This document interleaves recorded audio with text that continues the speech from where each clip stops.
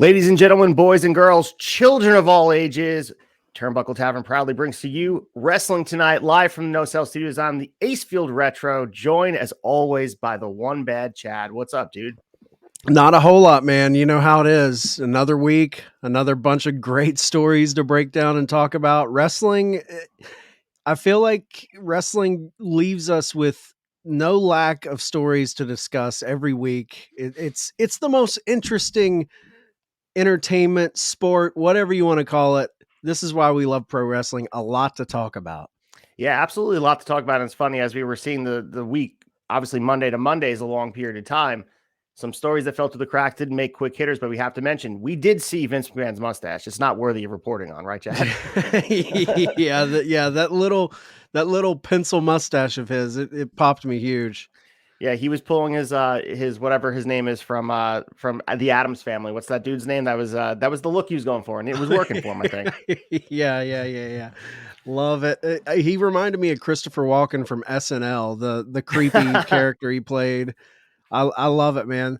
It seems like a new Vince. He's a little more laid back. He's not as buttoned up. It cracked me up to see him with a mustache. Yeah, the head of a funeral parlor. But let's get into our big three and talk about all our stories here. Let's do it.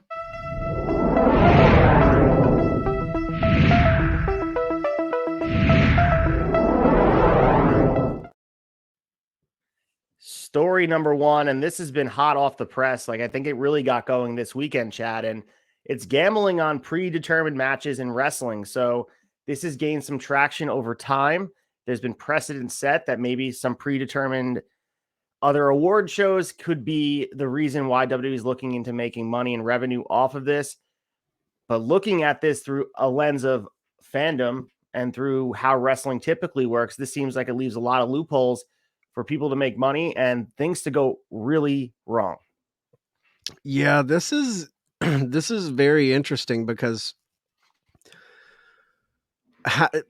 it just seems to me like something like a decision like this would drastically affect or alter the way you book your wrestling. Like if someone knows the outcome and someone's putting money on it and they're within the company, I feel like things could be altered, changed for a payday.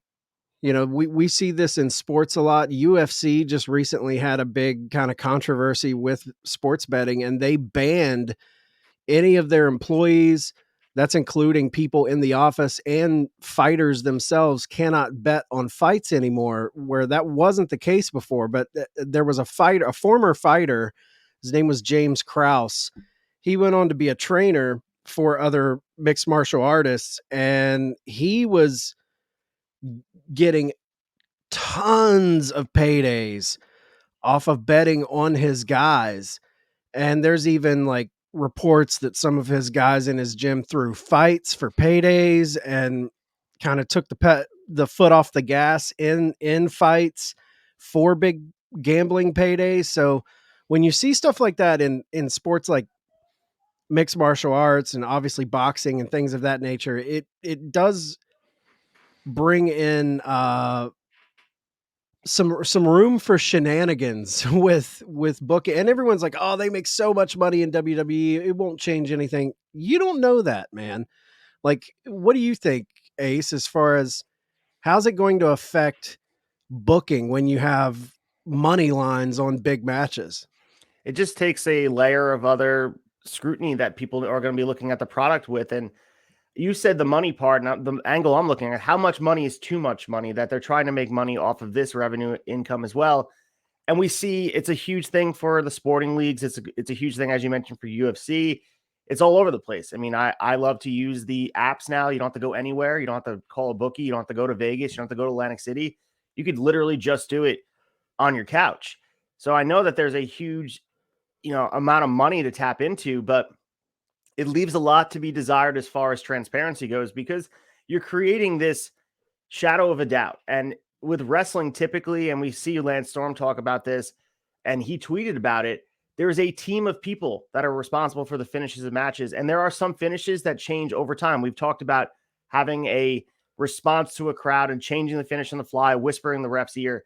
Is that not going to happen now because the ref wasn't even aware of what the finish was until the last second? Is the ref in on the know? And I do understand like not being able to bet on if you're an employee, but who is to say you don't have a friend that you're talking to on the side that you are telling them, hey, bet big on this underdog that we're going to get a huge upset. Imagine having the line on 1-2-3 Kid and Razor Ramon back on Raw all these years ago. What would the line of something like that be? And if someone was in the know, if Sean Waltman's family was in the know or someone loosely connected, I don't know. I just don't think it's worth the risk. I can't see it working out well because if they're going to punish people, there will be jail time associated with this. Yeah, and how does Vegas feel about this? Like not just Vegas, but like the gambling bodies for each state. How do they feel about this? Because essentially you're not there's the old adage Vegas always wins. Like because they have their finger on the pulse of what's going on and all the insider info, but like if they're not in control, it feels like a gambling body for a state, particularly, Vegas, Atlantic City, these big spots, if they think they could be played by whoever's making the decisions in WWE, you have a huge favorite to win. Everyone throws their money on it. And then the guys in the know at WWE decide to pull this big upset. I feel like you're tampering with a lot of how gambling is done, from Vegas, Atlantic City. So I wonder how they feel about this type of situation. Yeah, so this isn't even conjecture anymore, guys. This is actually in the works. So WWE actually hired an accountant firm, Ernst & Young, and they're trying to secure match results, which means that they're going to show to regulators that they have the ability to hide these results going forward on obviously predetermined contests. And the Ernst & Young, they do the Academy Awards. I'm pretty sure they have a hand in the Oscars to have that sealed and protect the information. I don't think there's an issue with protecting the information as much as it affects the product because you need a team of people in a room talking about the finish. That's how you get the best stories in wrestling.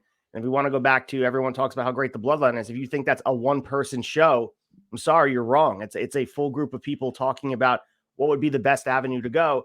And that includes match results. It's not just promos. It's not just conversation in the ring. It's about if the Bloodline storyline is different based on match results, it wouldn't be the same story. So at the end of the day, in the ring is what's important in wrestling. And if you put that down to a group of one person or even two that are just supposed to be the ones that are in charge of this confidential, secure result, I think it muddies the water to the point where it's not wrestling. It doesn't have the same transcendent ability if you don't have a group of people responsible for that information.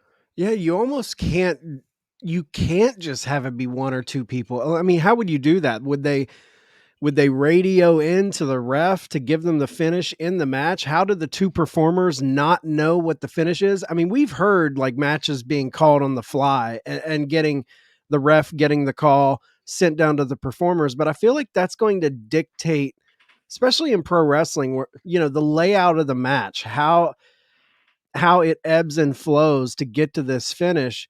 So I don't know how well it would go if you just had maybe one or two people knowing it. And like you said, there's a lot of people involved in these stories, not only like obviously the big guys like Paul Levesque, Tony Khan making those decisions, but there's also the referee who's usually in on it. The talent is usually in on it, at least to some degree ahead of the match.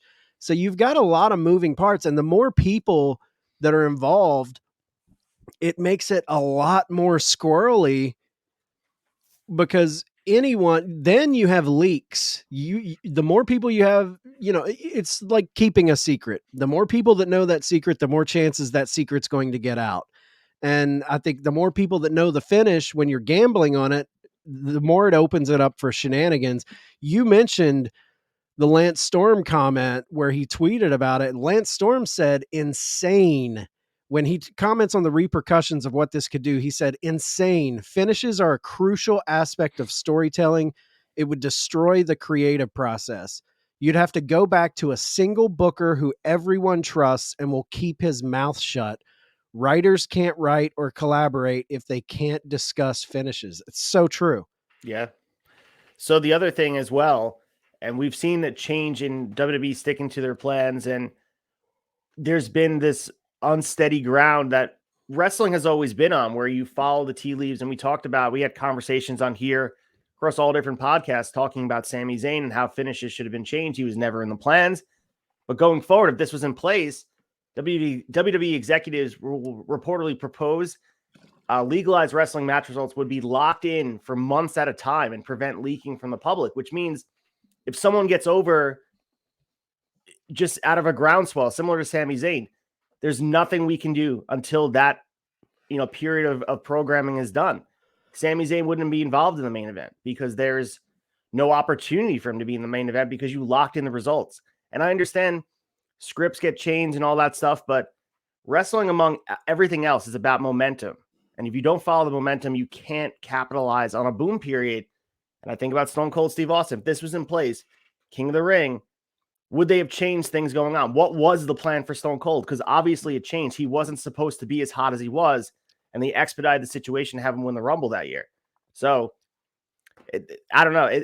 To me, it has definitely more consequences than benefits. Obviously, I'm not the one making money on this, but it seems a little bit more hairy. And I think if Ernest and Young can figure it out, obviously they will, because they want to make the money on it.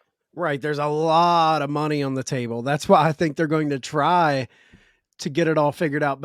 But you brought up Stone Cold. I mean, think of that situation. That King of the Ring was kind of supposed to be Triple H's coronation.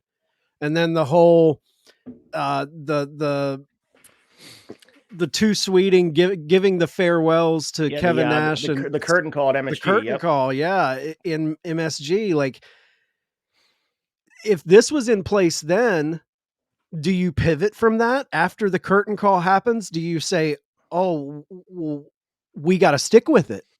You have to if it's locked in. Like if it's locked in months in advance. And like you said, wrestling is all about the groundswell. It's all about listening to the fan base. It's all about, oh man, they're really getting behind this guy. We had this guy on dock, but man, they're really loving this guy. Let's kind of change with the crowd. And people complain about, bookers not listening to what the fans want.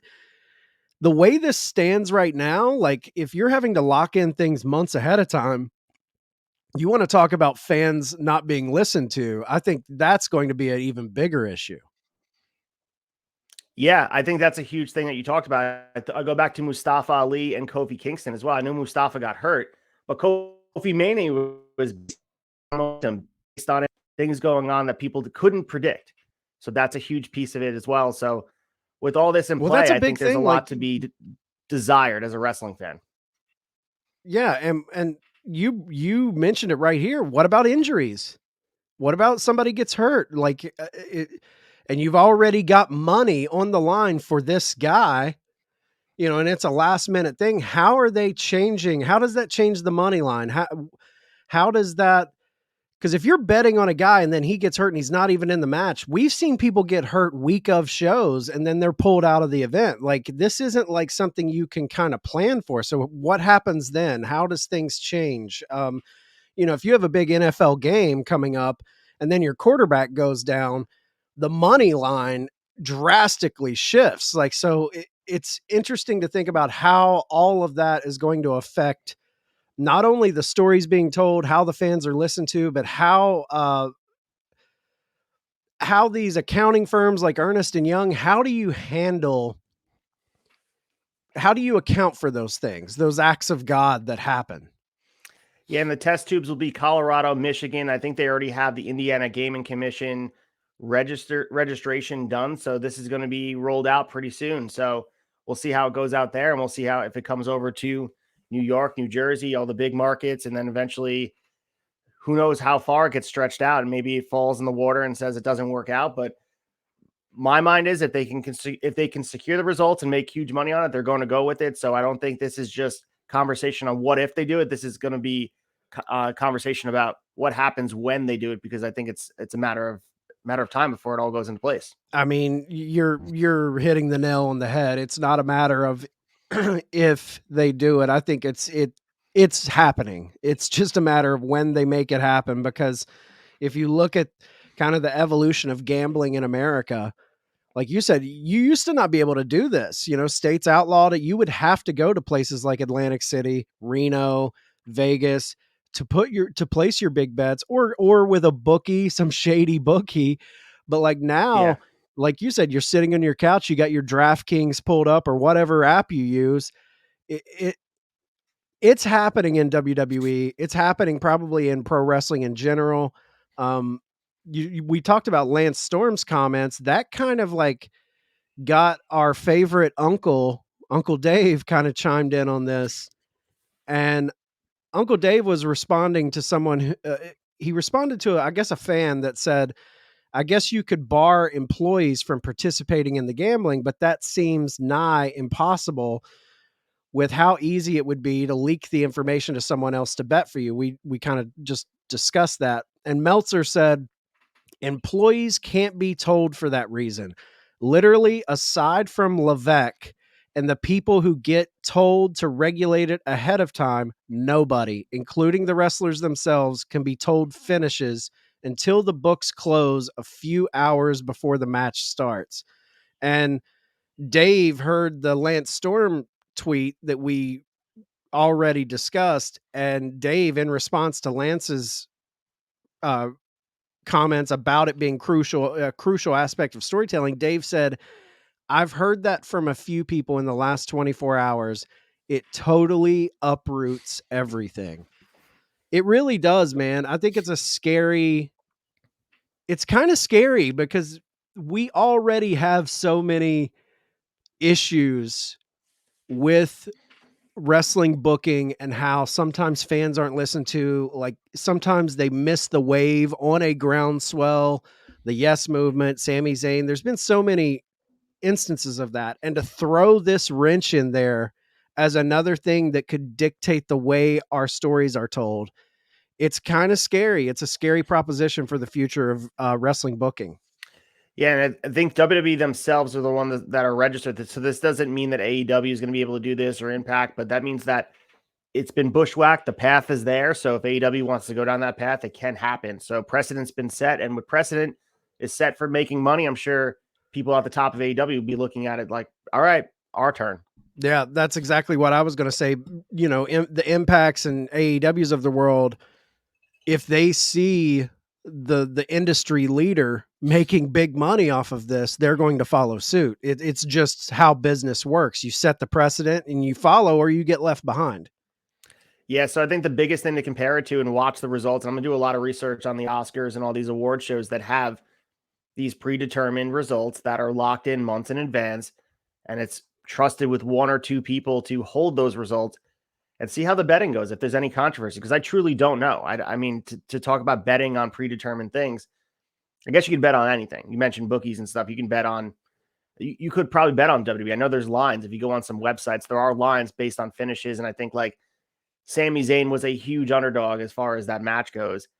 But in order to put your money down in a legal sense, it just seems crazy to me because what happens if there is momentum for Sammy to win that match? And the right decision to do that could be discussed if we think that's the case. But it takes it out of the equation. If this is something that's structured, it was determined months ago. Sammy was never in the equation. So how can you account for him?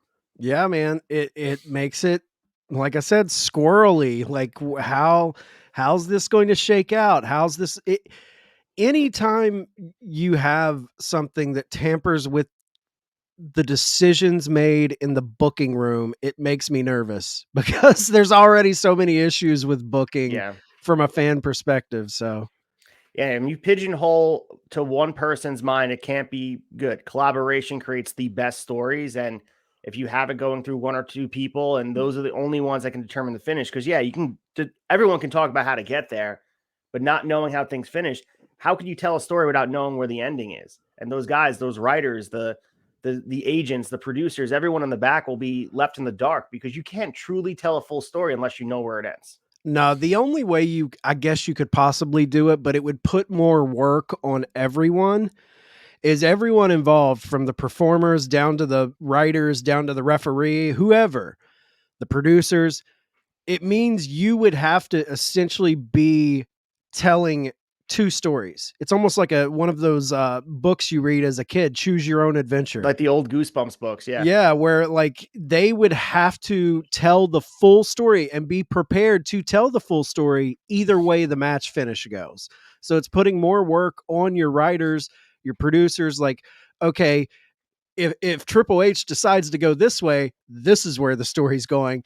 It just seems convoluted and confusing, and it leads a lot of openings for bad booking decisions because you're trying to juggle the mathematical equation of wrestling storytelling in your head. Like, well, if it goes this way, this affects this guy this way, but if it goes this way, this affects this guy this. It just becomes a little more uh hard to pin down from a storyline perspective. Yeah, and we've essentially seen it become a seamless thing into sports. But the thing that is really the missing point is sports are not predetermined. I mean, allegedly, NBA and NFL be damned, because when I watch those goddamn games, it feels like Knicks Oh, are I screwed. know. But it for that's the biggest thing. You can always lean on, well, we didn't know it was going to happen. There's still the players on the field doing the things they do that are trying to win. And with wrestling, like you said, it's in one person's hands. It just leaves a lot of greedy people with the opportunity to make money on insider knowledge. And if this happens, I guarantee you we're going to see some people go down in a blaze of glory, trying to make money off this and probably doing jail time. Truly. Oh, I mean, go back to this has been proven in the past. Like, go back to the big controversy with the NBA ref. Remember where he was throwing games essentially by the Shaving calls he was points. Yeah. making. Yep. Yeah, like he was altering things, calling fouls, and that's in a non-scripted, straight up athletic pursuit. Like this isn't. It shows you that you can alter quote unquote real sports. So Yeah. what makes you think like it just opens up the door? If it's a pre-scripted or if it's a scripted predetermined situation, that opens it up even more. Yeah, the other thing that before we move on from this is the conversation that I feel like no one ever has. The advertisements for fantasy football are out there where players talk about how they have a fantasy team. That's gambling as well. If, like, say Yep. you have a big money and these NFL players make a lot of money. Say a running back has himself or his opponent has him in a league, and his results will determine maybe he won't win money and maybe he will win money based on things happening on the field. There's things you can do on the field that affect the gameplay just as much as Pete Rose betting on baseball where he was banned for life. Like, Yep. that's, even though Pete Rose wasn't exactly on the field when he was betting on baseball and he said he only bet on his teams to win, which has been proven false. There's decisions you can make. Maybe you rest somebody when you have, your best player, or you say he has an injury, or I don't know. When there's money on the line, especially with WWE, they make so much money. It just seems insane that you take a risk like this. And maybe the TV deal is not going to be as fortuitous as everyone believes it will be, but they make so much money, they don't have to worry about it at all. Like this, for a fledgling wrestling company, like, all right, we got to take a stab in the dark to get our ground. Like, this will be our main revenue stream. It just seems like greed for the sake of greed. Yeah, 100%, man. I just think it's it it just opens the door for so much weird shit to go down. I mean, we're talking about millions and millions and millions of dollars on the line. Why would you want to bring that in? I mean, I guess I just answered my question. Millions and millions of dollars. That's why they're willing to risk storytelling and maybe people looking at it like, is this legit? Are they, because there is so much money on the line. So, but I'm with you. Like, it has to be, they have to be seeing extreme dollar signs when it comes to WWE to even push this. And maybe, we hats off to Vince McMahon and all of those guys because they have been trendsetters. Even with the network, they were kind of ahead of the curve on the whole streaming game. So maybe this is something they're seeing where it's like, hey, we don't want to be the guy jumping on this horse. We want to be the guy kind of setting the tone, setting the stage, be the first people to set this trend in this world. So maybe this is just another instance of them kind of following what they see coming down the road. Yeah, absolutely. So we'll see what happens with this. Obviously, the news will continue evolving, but it seems like it's well on the track to being legalized in at least 3 states. So we will keep you guys updated on all of that, and maybe we'll see some stories down the line of people that actually got in trouble for this. So Yeah, we'll yeah. be talking about it soon enough. All right, you wanted to go into big story number 2? All right, let's do it. Let's do it. All right, so we've been clamoring for another hour of AEW television, not knowing it would be on a different day, but we got a report by Andrew Zarian about probably mid-evening yesterday, talking about a 1 hour show possibly on Saturday. The biggest thing I pulled from this chat is it's the old NWA WCW Saturday night time of 6:05 p.m. All I kept thinking of is Billy Corgan has to be really upset. This is the dream spot that he wanted, and here Tony Khan is like, I have extra ability to have it. Here we go. Maybe this is AEW Collision, maybe it's not, but I am very excited for another hour. I just wish it was like in lieu of Rampage. That's what we'll get into that though. Yeah, I'm very this is pulling on the nostalgia strings for me. I mean, 6:05 Saturdays, WCW Saturday night, that was my show. I mean, I was watching that show prior to Raw. Prior to Yeah. Raw's inception, WCW Saturday night was kind of like the big show of the week for me as a kid. Uh NWA is definitely Billy Corgan's definitely feeling it because he has that Tuesday 6:05 spot on YouTube. He kind of playing to the nostalgia of those old school studio wrestling fans that grew up on that time slot. But man, it's something about 6:05 Saturday on a Turner station. It just feels good. And I know like it's a different landscape. I wonder how that 6:05 spot is going to be in the way TV and the way we consume product today is going to be because Fridays and Saturdays are kind of like dead zones as far as you don't see TV shows premiere in those slots. It typically is like only live sports can exist outside of news shows and things like that. So it's an interesting move. I'm all for more wrestling content. I know some people are just they're like, God, more wrestling to watch. Even wrestling fans seem like we're just inundated with all of this content to consume. But I think if anyone needs more TV time, it's AEW because their roster's so bloated. Yeah, I agree with that. I think they definitely need another hour, and maybe the hour could have been on Friday night with Rampage, but that Friday spot has been a death spot for ratings, and Saturday has that nostalgia flair. And you know that Tony Khan's a student of the game, so he recognizes the importance of that spot, especially on TBS, a Turner network. But we talk about how much wrestling is too much. For a week of a pay-per-view, say we go back to week of Revolution, for an AEW fan to keep up with the storytelling, we do have Monday's Elevation and Dark, but you don't need to keep up with those to know the story. So those be damned. You don't have to talk about them. Maybe you want to watch them, maybe you don't. But Wednesday, you have Dynamite, and then you're going to have the All Access show following that, which I don't think All Access is going to be key to following the stories. But then we have ROH, Rampage on Friday. Saturday will be the Collision show. And then on Sunday will be the pay-per-view. It just seems like a lot of wrestling that you're asking a lot from your fans and stretching them. So if you're going to use Collision as a old school WCW Saturday night, similar to how they did in the mid 90s, where it's just, lower card wrestlers, you have promos throughout the night, and then you maybe have a really good main event where it's like, okay, cool. I'm going to tune in to see John Moxley. I'm going to see Chris Jericho. I think it could work, but I think what you need to do is make sure your very important storytelling happens really on Wednesday night. Rampage and Collision should be supplemental to further those stories.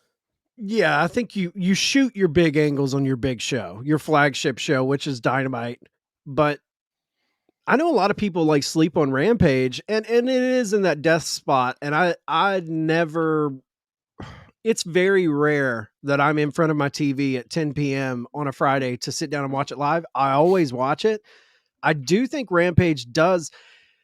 it has a stigma with fans where it's kind of like the B show, and it is the B show, but dude, they are furthering story. Yeah, They're absolutely. the Mox Hangman story. A lot of that was told on Rampage.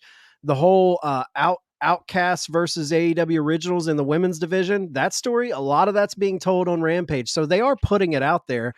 Um, before we get into like the show and what we think it could be, like, would you rather have a 605 extra hour, or would you rather have either an extra hour added to Rampage or an extra hour added to Dynamite? I would probably say the Rampage, and I would move Rampage from Friday to Saturday and just get rid of the Friday spot. I think it was an experiment that was okay. I mean, all of us, I feel like, and I'm as diehard, you're as diehard as it comes. We're watching everything. I watch Rampage on delay. Like I can't be in front of my TV for either SmackDown or Rampage. So it's not just the time slot; it's the day, and that might not be the same. Back in the day when I was a kid, when SmackDown moved to Friday, I was watching it. So it's just being an adult, it's harder, but it's Saturday at 6:05. If you're going to go with the nostalgia flair, you might as well go all in and do the 2 hours there. So I'd rather do 6:05 to 8:05 and then get rid of Rampage altogether, or give that to ROH. I know that they don't really have a say about what products there, but that might solve your problem putting ROH streaming on both Honor Club, and Friday night will be ROH. Yeah, I think that comes down to like Tony and Turner not wanting to confuse True. their fan base with another branding. Like, what's this ROH thing? Because the hardcores know, like, oh, Tony owns art. But if you're just a guy flipping, AEW right now, as far as in the mainstream, I feel like it has more of a presence than ROH. ROH is definitely a hardcore fan. Um, I I'm torn because like I think moving anything, like if you move Rampage to a Saturday and give it 2 hours, there's so many big things that happen on a Saturday that's going to hurt your viewers. Like anytime there's a, UFC pay-per-view, I know they kick off later and you would kind of be coming before that, but like college NFL, college football Yep. is big on Saturdays. You would be competing against a lot. Um, there's a part of me that's like, do you give that extra hour to Rampage, keep it on Friday, and have the first hour go head to head with the second hour of SmackDown? That's a ballsy move. I don't know if you Is want Yeah. to get into that because that's going to you don't know how WWE is going to respond, how they're going to like program against you. But I like it being a separate show. I don't mind the extra hour on a Saturday. To me, it all comes down to and this even goes to Elevation and Dark. I feel like they need to get a better handle on what these shows are supposed to be. What Dark and Elevation, I feel like Dark needs to be the place where you're developing your young talent. You're getting some of those stories. Elevation could be have its own little stories going on, and if those stories really start popping, you pull them up onto your bigger shows. And I think Rampage and Collision should be supplemental to Dynamite as far as like places where you can kind of spread your wings a little more on these stories that we love. But man, you are talking about a lot of TV. Throw the streaming shows out. Elevation, Dark, take them off the table. Now you have 3 shows, wrestling shows. This isn't including All Access. You have 3 wrestling shows that you're asking fans to tune in for. Is that too much? Do you think it's too much? I think the days are too much, because if, like, you're dating someone, married to someone, have kids, to carve out time for your interest, it's easier to swallow when it's just on 2 days. And if it's Yeah. Friday and Wednesday, it's like, okay, but now it's Friday, Wednesday, and Saturday. But I think one of the bigger things that I'm looking at as well, like, because we have the schedule in front of us, Elevation and Dark, one of them would have to disappear just from a straight production standpoint, especially on the fact that you're going to be having pay-per-view weeks. One of them has to disappear. And you know that this show is going to be taped. That's in the spirit of what WCW Saturday Night was. And Yeah. that does take away from the appeal of watching it live. When Rampage is live, I'm in front of my TV because you don't know what's going to happen. Those weeks of pay-per-views where they're in the same city and it's live, and wherever it be, LA or or Right. Chicago, you know those crowds are hot. And you go back to the CM Punk rampage, like you have to watch those rampages. Yep. But being taped, it's just content for the sake of content. And I know a lot of times like people are nostalgic for that because they do bulk tapings. And that's what WCW was built on back in the day. You go and just churn out 6 weeks of tapings like they're doing with ROH. But from the perspective of a fan, like right now we're covering ROH on a weekly basis. And it's hard because a lot of it is taped in bulk and you know a lot of what happened. And there is some surprise and you don't actually see the matches until you see them. And there is like that appeal of, all right, cool. Someone told me this match is good. I'm going to look out for it, but it's a completely different viewing experience for the fan when Right. it's taped. And I feel like Collision is just going to be like, it will be must see some weeks. Will be probably read the results other weeks. And that's not a good thing. I think they have to bring a reason why you need to watch it. It might be, I know you can't do it live, but you got to figure out a way to get people to watch that shit and maybe secure the results. Get the Ernest and Young to secure the results so we don't know what happens. Yeah, for All sure. joking aside. I'm pre-tapes never as exciting as live. That's with anything. Do you think one, I think they would have, like you said, they would have to do something to make it compelling TV, even if it's taped. They would have to show us that, hey, this isn't just an hour of dark elevation-esque squash matches. And we would have to see major talent on there. Oh, this is important. These guys are on there. We would have to see story furthered. But I get that we're like, man, another day of wrestling. How are we? It is a streaming society now. So I feel like that doesn't play a part as big as it used to. Like I have to be sitting in front of my TV to watch this. Like you can tape it and watch it after the fact. But is there something to be said about AEW as a young company? This is getting their name out there more. Like Yeah. if you have 3 shows, one, it shows a lot of faith from Warner Brothers Discovery to be like, not only did they just announce All Access, which is, kind of a sports doc style reality show on the company, but now, hey, we want to give you a third show.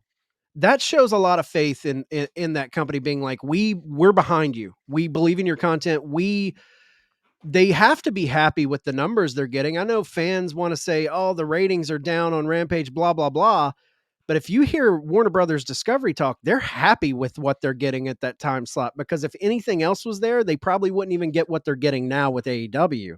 So it obviously they have a thought that this could be beneficial to their channel, bringing eyes to that time slot because they believe in the product. But do you think there is something to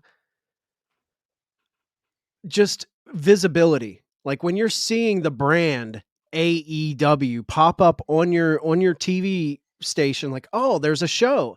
Do you think there's something to that of legitimizing the company, or is it oversaturation?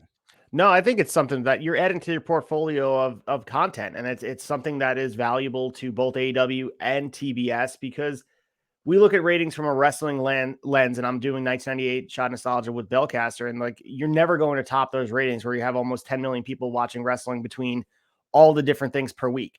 But when you're looking at it in the scope of like just television on TBS, whether they're showing an old Marvel movie or they're showing The Big Bang Theory, Rampage blows those things out of the water because it is new content. Like for Big Bang Theory, it's not. It's a rerun, and people do like to watch their shows in the background. And for the casual fan, this will be maybe a gateway drug for them that they happen to be in front of their TV on a Saturday. Like, oh, cool, this is awesome. Who are these characters? I recognize Chris Jericho, and then they'll tune in Wednesday night. If that's what it is, and maybe you just replace the production cost of like an Elevation or Dark and just combine the both of them, and you tape Collision on one of those days, it's sort of a no-brainer. Like I understand for wrestling fans, it stretches us in a certain direction, but no one's handcuffing you and telling you have to watch it. No one is telling you that. So it's just more content. And whether it's you're going to consume it live or on demand or just read the results, that's on you. The onus will be on AEW to make it important for you to watch. But yeah, I think it just shows the growth and the inspiration for them that they have TBS and people behind them that believe in what they're doing. And Tony Khan, no matter what, he believes in this thing, and I credit him with that. And I will be, and I say this every time we talk about Tony Khan, I will be forever grateful for him giving us a second option and Yes. going all in. He's not Yep. just, half stepping in the pool. He's did a cannonball, got out again, did another fucking belly flop, and now he's just chilling in the pool with a drink on a float. Like he's in this for the long haul, and he shows it week after week with all the things that he puts into it. And I respect the shit out of that.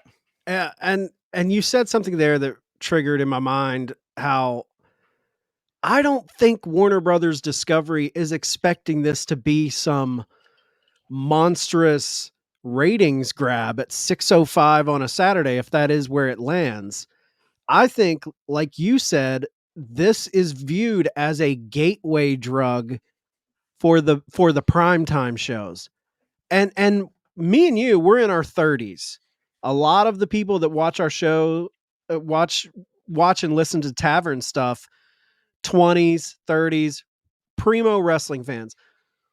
This show, put yourself in the mind of a 10, 11, 12-year-old fan. You're at home. This is on primo spot for kids. I think this is one of those shows that would help build your base because it's going to drive you. I'm sure it's going to be inundated with this Wednesday on Dynamite. We're going to get all those commercials. Oh yeah. And I think for the younger fans, the people at home, the two demographics I think this hits the best with is the young kids and the older people in their 50 plus, the 50 plus crowd, because you're not going out all the time. You're kind of home on a Saturday. You see this, it piques your interest. Oh, I want to check out what's going on Wednesday. I think the stories told on this show definitely need to be like breadcrumbs to the bigger stories that we're getting on Wednesday nights. I think this could be a great way to build up your brand. I know like some people are probably screaming oversaturation, but if you think of WCW back in the day, before they really, really kicked off, I mean, you had Saturday night, you had Nitro, you had Power Hour on Sunday mornings at 9:05 a.m. Like you had a lot of content. You had WCW Worldwide that would come on. I mean, there was a lot of shows, and that was way before the WCW went off the rails. So, and even look at WWE Shotgun Saturday Night. What was the other one? Livewire, Jacked, Velocity, Yeah, Sunday dude. Night Heat. Like they were rolling. Like but they would just change the apron on. They would change the ring skirt and the turnbuckle pads during a taping of Raw, and you'd be watching and be like, "Oh, cool! I guess they're taping Livewire," and you wouldn't know when it would air because it would just be mixed up. And did I watch Livewire every week? Did I watch Velocity? Hell no, I didn't. But it just maybe someone did and they caught it. They happened to be in front of their TV, and then that they got them to tune in for Raw or SmackDown. I think there's really no bad thing about this. There's nothing that could be said that's bad about it. It puts more strain on the production team. Yep. And as long as it doesn't impact the main stories in a negative way, which I can't see it would, I think it's a good thing. It just adds a little bit more to our plate as wrestling content producers to just watch it. And if we're gonna watch Rampage on demand, we might as well watch both of them on Saturday. Put them together. Yeah. So just combine them yourself. Make your own little 2-hour show on Saturday. Yeah, man. Little Collision Rampage. What do you think of the name Collision? I enjoy it. I did like it. I thought I didn't know what it would be for. I figured it would be for like maybe potentially down the line video game or merch or a pay-per-view maybe or special event. Personally, I think when we talked about this on the wrap up, I was saying I thought it would be like similar to St. Patrick's Day Slam or That's what I thought. Fighter Fest. I thought it would be something like that. But Collision sounds like a good show. I mean, it feels right in the spirit of what Rampage is. It's like, it's a strong word. So let's see what the logo looks like. Let's see what the presentation looks like. Part of me thinks it's just going to be changing similar what Velocity was, changing the ring the skirt, apron. and that's it. Yeah, I think the last thing I'll say on it is I know, like I said, I know fans are screaming oversaturation. This is too much. They're going to compare it to Rampage. They're going to compare it to Dark Elevation. But if you just take a step back, this is a great thing for pro wrestling, because this shows you that not only is Fox and USA, NBC Universal, not only are they really behind a wrestling product, this shows another huge company in Warner Brothers Discovery believes in pro wrestling. Yep. This is giving us 4 shows of AEW content on national TV, from Dynamite, Rampage, All Access, and now Collision. You can't be, you might not be able to watch it. You might say it's too much, but this is good for pro wrestling. The more pro wrestling's out there, it just shows you that people who make power moves and make power decisions in just these monstrous conglomerations of, the big money players, the Warner Brothers, the Endeavors, it shows that those companies think there is a future in pro wrestling. There is money in pro wrestling. And as fans, it's hard to complain when big companies like that see a future success with being attached to pro wrestling, because it's good for us, man. We don't have to, you don't have to watch it, but it's there. Yep. If I would be more worried if they were taking shows away from us, True. like giving us more shows.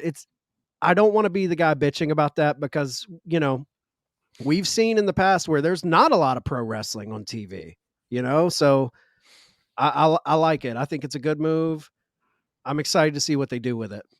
My one request from Tony Khan is defend the TNT title on all these goddamn shows. It should be a weekly staple where no matter what, Powerhouse Hobbs, guess what? You're working triple duty, bro, every week, because you're the TNT champion. You're the TV champion. That should be the draw. Every week, you're going to see at least one title defense, and it might be 2, but the only one you're guaranteed to see, TNT championship on Collision, on Rampage, on Dynamite every week. They're at this point, if you have 3 shows, every belt for them, not the world, keep the world sacred, and even keep the tags sacred and the women's world title sacred. But there's no reason why most of your belts shouldn't have at least one defense a week spread across your 3 shows. Yeah, I feel like it was a therapy session for you and I. I think I went from like, replace Rampage to like, I think I like it now. So that was this is why we do this here. Exactly. I enjoyed the conversation. But you ready to get into story number 3? Let's do it.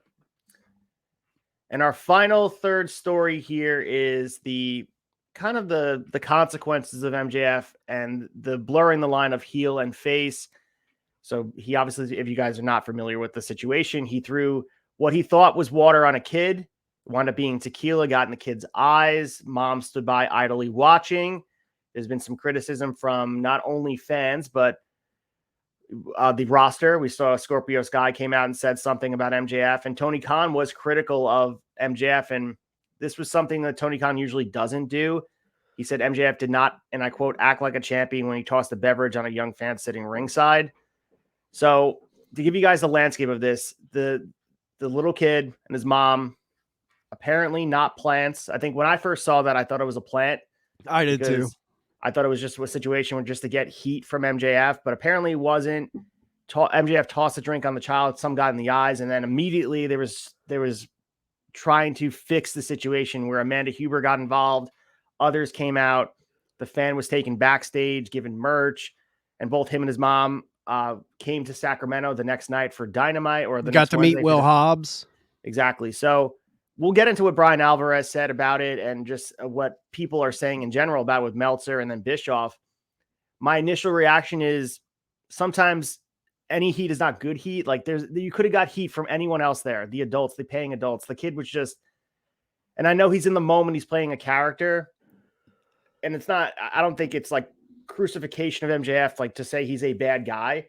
I just think that why do it? You know what I mean? Like, you already are the hottest heel in wrestling. It's not gonna make or break you as a character. Throw a drink at a fan, at someone who's well aware of what you're doing. If this kid was not a plan, he has to be sitting there like, what? I don't even understand. Maybe it was his first wrestling show.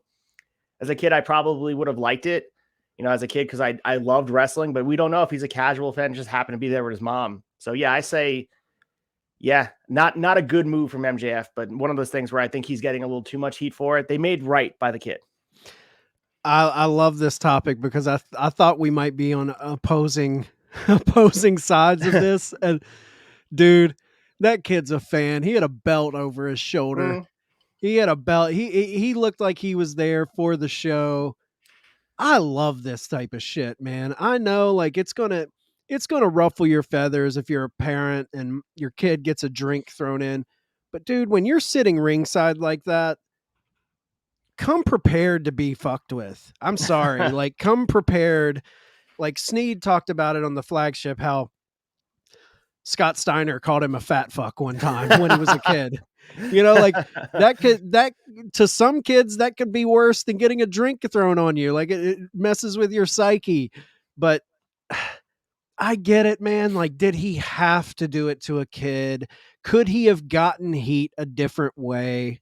I'm sure he could have. Like, I'm for it. But I love that we still have some heel that is firmly entrenched in that old school, like, I'm really going to make you hate me. Like, he never he never stops with this shit at fan signings, canceling fan signings at major events. Like he does all of the things that I wish more wrestlers would do as far as like blurring those lines of you never hear a person in AEW go out in an interview and say backstage Max is actually a really nice guy.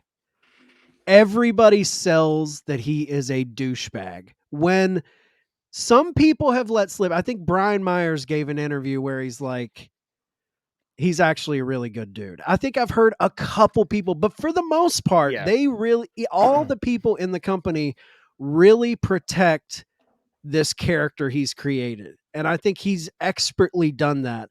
And for him to talk, I can't fault him for not realizing it was tequila instead of water.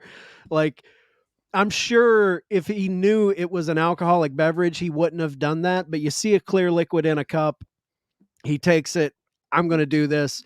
I loved it, man. This is the type of stuff that, as a parent, if it was my kid and that happened, I would have, I would have laughed. I would have been like, oh, I would have encouraged him.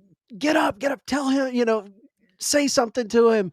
Cause they're going, as soon as it happened, you saw security leaning in to the mom and being like, they were radioing from the back and saying, hey, talk to the mom.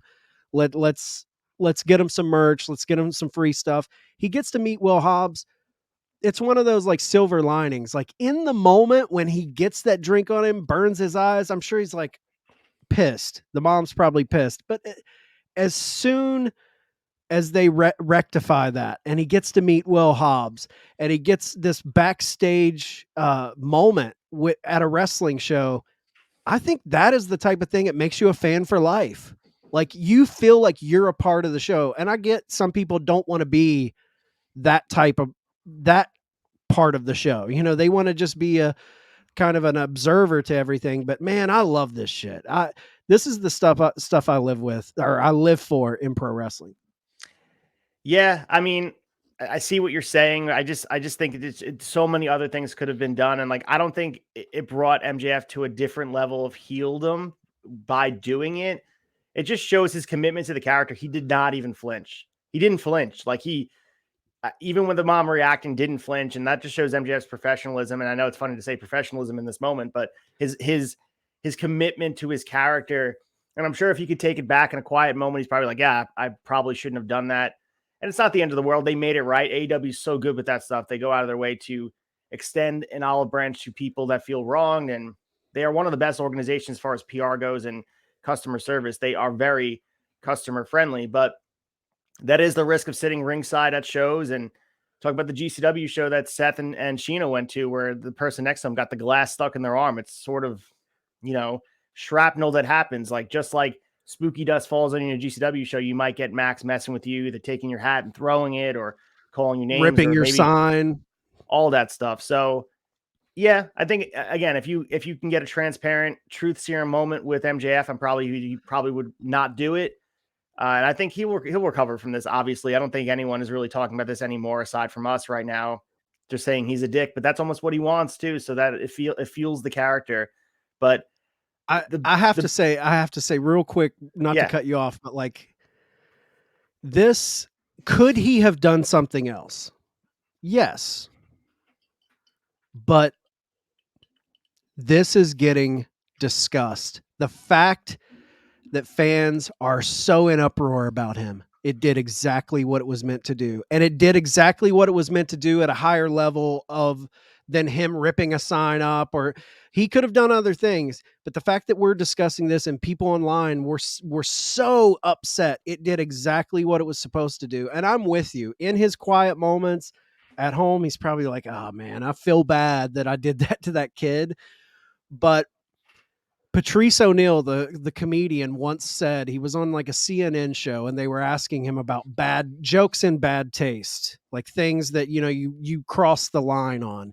And he said, good jokes and bad jokes all come from the same place. And you have to be willing, when you go to a comedy club, to let a comedian stick their neck out there and take a risk. And sometimes maybe the joke doesn't land and it seems very offensive and in bad taste. And sometimes maybe it lands and the whole club laughs. But you have to be willing to give them the opportunity to make those risky moves and to do things that will land. And I think this is one of those moments where Max is in the heat of the moment. That was just his gut reaction for his character of what his character would do. He took the risk in that moment. He didn't have time to analyze how this would be affected. of course, Gut yeah, feeling, just did it. He took the risk. He's going to get some heat and blowback from it. But man, it's just one of those moments now. And we'll talk about, Revolution 2023. Oh, that was the show where MJF threw the true. drink on the kid. Like you got to give your talent that opportunity to make a decision and fall on their face. And it even goes down to like promos. That's what I love about AEW promos is they're not going in with a blow by blow script of what to say. And I think that adds to it. Sometimes their promos may suck, but you're giving them the freedom where you have to give them that. You have to take the net away where they can fall on their face and have a bad promo, because that allows you, when you really get one of those hit it out of the park home run promos, I don't think those promos can happen unless there's a risk of them falling on their face. And I think this is the same situation where I love that we're giving MJF. Was it in bad taste? Was it a shitty move after the fact? Yeah, but the fact that he just gut reaction, that's what he felt his character would do, and he did it. I love that. Yeah, he has the luxury of the character extension and making the character who he wants. And like you said, he skewed too far in a direction. And I'm sure without admitting it, he'll circle back and he'll think twice about doing that again or taking that same drink and throwing it at an adult. One of those guys who have this, we see these autograph sections. And I always think about this when I see some of these people, they love to be disrespected by MJF. And it's just a weird, like, disrespect cuck that they have that these guys are just like, oh, I love that MJF is calling me fat or whatever. That to each their own, bro. But like the MJF stuff, his heeldom is redetermining what a heel is and what kayfabe is, and this is just another tally in that corner of just saying, like, okay, cool, like this is who he is as a character, and this is who he is as a heel. And we have the Eric Bischoff quote here, and if you want to read it, you can read what Eric Bischoff said. Yeah, Eric Bischoff responded to the incident and he said, "It's not my kind of heat. I don't think it's money heat. I understand why he did it, and I just don't think you can get heat with kids.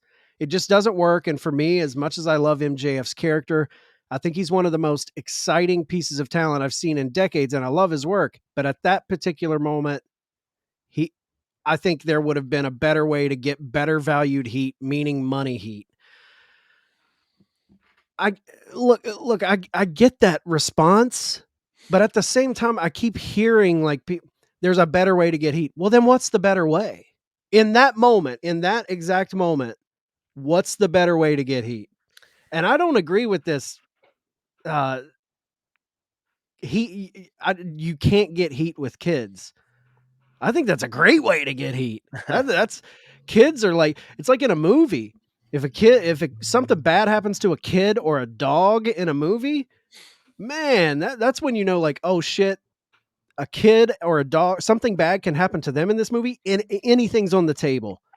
And I don't know. I don't know how I feel about that, especially coming from Bischoff, because he's so highly critical of everything Tony Khan does.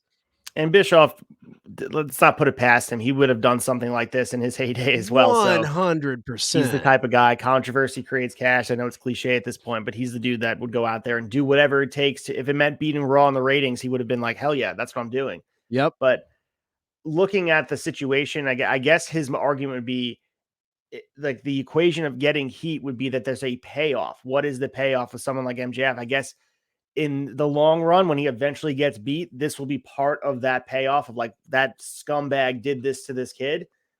But I think like that his argument is like there's really never going to be a payoff from this kid unless they bring him back to a show and have him slapped in the face. Because we had that done before where a fan has slapped MJF in the face, but it's a plant. He's done things to fans before with a plant. But yeah, they made it right at the end of the day. But I think we have to understand from the perspective of potential lawsuits or things that go wrong. Like that's where you're blurring the line of like, okay, that is good heat, but also is it worth the squeeze of what's going to happen from this? And luckily, it seems like everything's cool. But the parent could have been a real asshole and and not wanting to play ball with what was going on. Maybe it wouldn't have been enough to go in the back. Yeah, I don't agree with the whole all heat has to have a payoff. I feel like some heat is just layers to building your character, and it doesn't like each individual act of heat or getting heat doesn't need to be paid off. I think back to Bully Ray in ECW when they would be cutting those 8 to 10 minute promos, literally just walking around the ring, calling fans every name in the book, getting face to face, telling them to punch me in the face.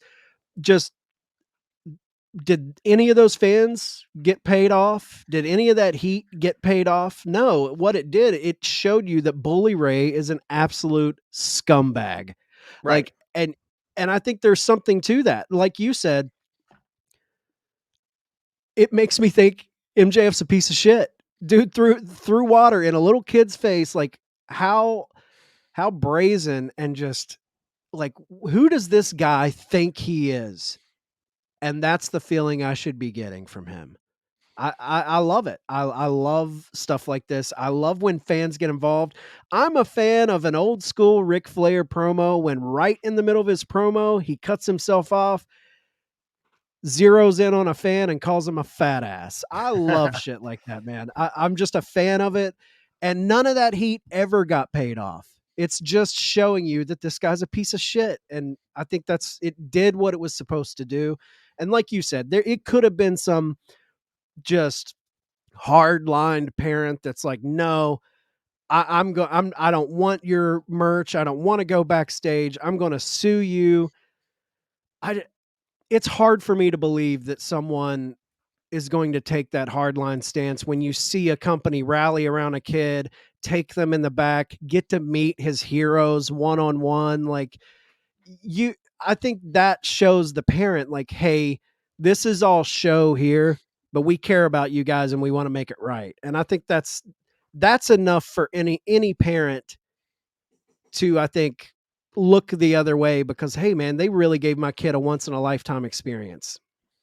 Yeah, no, I definitely see your side of things for sure. I just think like I'm thinking of worst case scenario of like parents that are in my life that have no idea wrestling. They happen. I know they're sitting front row, the kid had belt, all that stuff. So and she's wearing an Adam Cole shirt. We can assume that they are initiated in the wrestling fandom. But Yeah.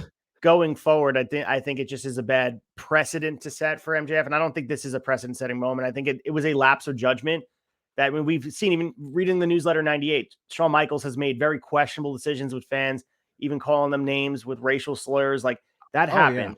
Yeah. So like things like this happen when you're playing a character, and maybe Shawn Michaels wasn't playing a character at the time. He was just influenced by whatever extracurricular activity he was doing in the back. But live TV, baby. Live yeah, TV. Anything can happen.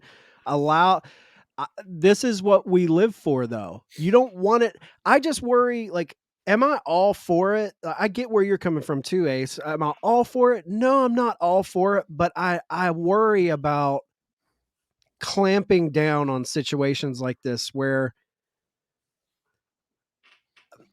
a situation like this can't happen.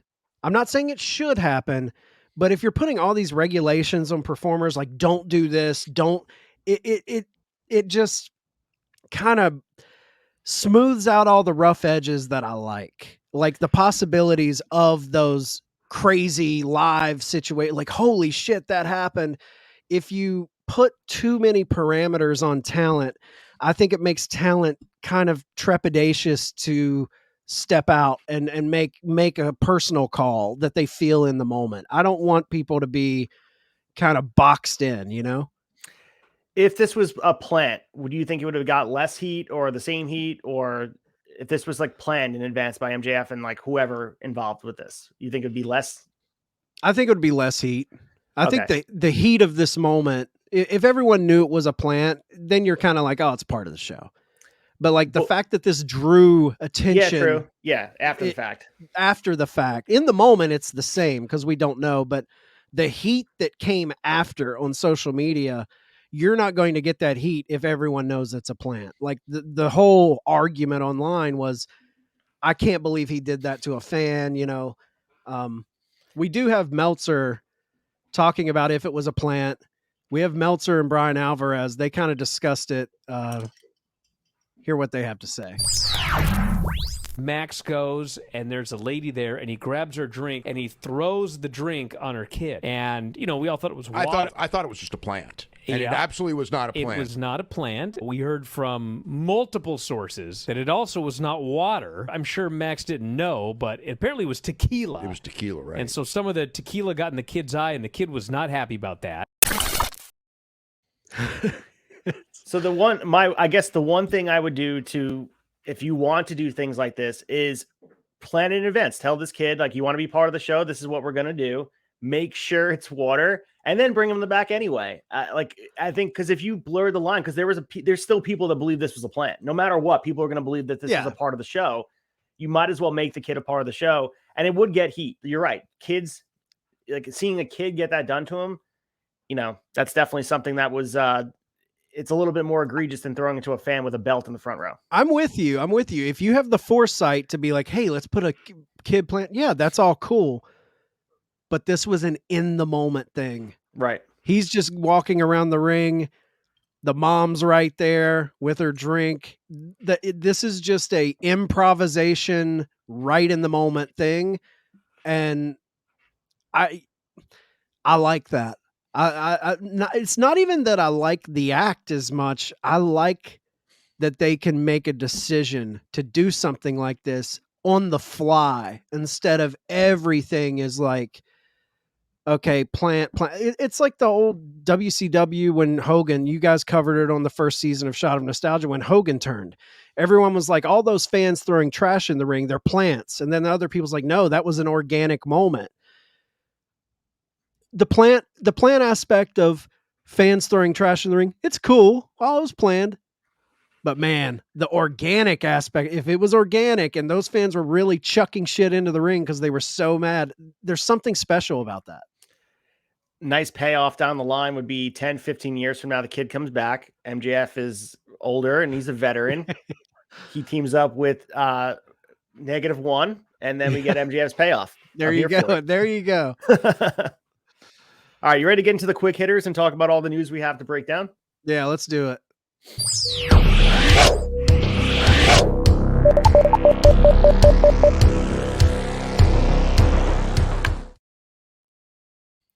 All right, quick hitter news. Let's start with one that was a top 3 story before we moved in with AEW Collision's potential time slot 6:05 on Saturday. And it's Rey Mysterio. He's announced for the 2023 Hall of Fame. We heard that Conan will induct him, and who else would it be? I think Conan's the perfect person. If you guys don't know the lineage of Conan, he is so influential with the bridge between Mexican wrestling and the United States, and still continues to be that bridge for sure. He is the first, believe it or not, inductee announced. We're very close to WrestleMania at this point.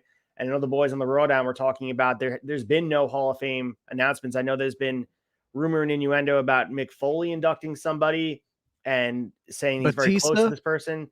Maybe Batista could be that person, or maybe a celebrity angle of having someone go in. But right now, Rey Mysterio is the only one. The first thing I thought of that this is part of an angle. And I think they're trying to advance the Dominic thing. That would not shock me to see the night before WrestleMania or whenever it is. It's March 31st at the Crypto Arena. So it's depends on when it is, on night 1 or night 2 of the event. Dominic's getting involved in interrupting this ceremony. You know that's happening. Like, you have to.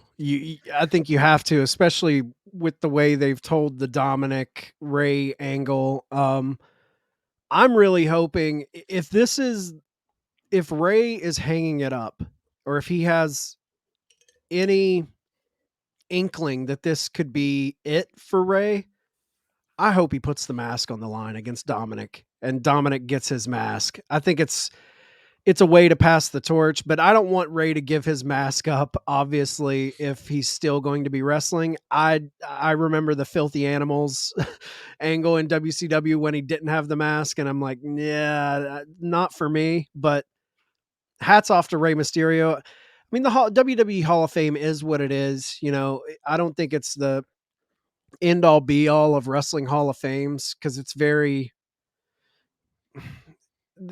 I have my issues with how they pick people and who they pick and all of that, but just to be honored in a profession by the sports leader in pro wrestling, nobody deserves it more than Rey Mysterio. He's up there with anyone else, like the Dave Batistas or the Rocks who haven't went in yet, but Rey's phenomenal, man. He's been phenomenal for years and years and years, and people forget those mid 90s, late 90s WCW matches, man. He was breaking ground. yeah, he is a guy that, I mean, talk about trailblazer for his size, like from everywhere he went, from the first entry from AAA to ECW, then to WCW, and then over to WWE. Everything he did, he touched, it was golden. And for him to be undersized, he really, and you could point the finger to a lot of undersized guys, even a guy like Macho Man, who wasn't the biggest guy. No one was as small as Rey Mysterio and was taken to the heights that he was taken with the World Heavyweight Championship, obviously culminating at WrestleMania 22. It was done in honor of Eddie Guerrero, but still, he was given the strap. He was able to be champion. He was WWE champion as well. Yep. But to see what he's accomplished from that period, and we covered him in at length from 1996 WCW and Shot Nostalgia, and then WCW 1995, and to see where he's brought in as, you know, just a lucha libre type of flair for these shows, and wound up catching everybody's eye, and just the evolution over time. I mean, he's been wrestling since 1989. I mean, AAA 1992, and then ECW's run, even though it was very short, was very memorable. Yeah. And I think back, one of the more memorable moments in WWE was his debut, where he's jumping off the cage, and like all those matches too. You go down the line. SummerSlam 02, I was there in person at the Nassau Coliseum. Kurt Angle versus Rey Mysterio, one of the best openers of all time. And then, I mean, the list is endless of matches that were memorable, that were high quality. And then how he reinvented himself post WWE after he left in 2015. He was at the All In card in the main event. Yeah. Like, people forget that, like, Rey Mysterio will continue to be, and I think time will be very kind to his legacy. I think we remember him fondly now, but in a lot of ways we take him for granted because he's here in front of us right now.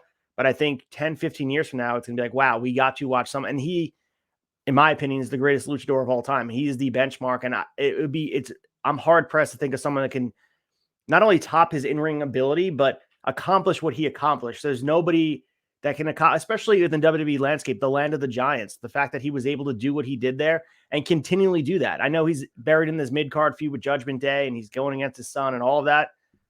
He's still a very prominent part of the television show 20 something years later. Like, it's a fantastic thing to watch, especially when you watch him, when word came that he was going from WCW to WWE, nobody in their wildest dreams would have expected that he would have reached the heights. He was just going to be similar to La Parka or Psychosis or the Mexicools. Like, that's what they would have booked him as, but he trumped all of those preconceived notions of what a lucha libre should be. And he became the face of SmackDown. Yeah. Like that. I am such a huge fan of Rey Mysterio. And I think, like I said, over time, his legacy is only going to grow because, as we always talk about, these things expand over time. And if you didn't get to watch him, his legend is going to be exaggerated, but in a good way. Yeah, he kind of has the Cena effect right now with a lot of fans, where I feel like you take him for granted because he's been there for so long, and when he's gone, you're going to miss him. For me, I mean, if there's a listener out there that hasn't watched those Rey Mysterio Dean Malenko matches from Nitro, dude, you want to talk about clinics. This guy at that time, 96, 97, 98, nobody better in the world. And when he came to WWE, he really like blazed a path that's never been done in WWE for a guy his size in that company. I'm with you, man. I think Rey is far and away the greatest luchador. Yeah, and I think over time we'll see if someone can top him. And Commander has big shoes to fill, but that dude's trailblazing in his own way. So, but all of these guys, and working Remarkable Wrestling, one guy comes to mind. He said, the reason why he watches wrestling, the reason why he got into wrestling is my good friend Percy Ryan, the jawline of professional wrestling. We're talking about him like he's the guy. Like that's my guy. I wanted to be a wrestler from the moment I saw him doing what he did. And like how many people exist in the world that were influenced and not only be fans, but to maybe participate in the business. Yeah. I mean, I think he inspired generations and generations of fans. Like he's been wrestling since the year I was born. You know what I mean? Like that, think about that. When I wake up and it aches in my joints, like Ray's been doing it since I was a little baby. So it's crazy. Like that whole crew, man, and they've all been tight for so long, even though they're in different companies, but the Rays, the Deans, the Jerichos,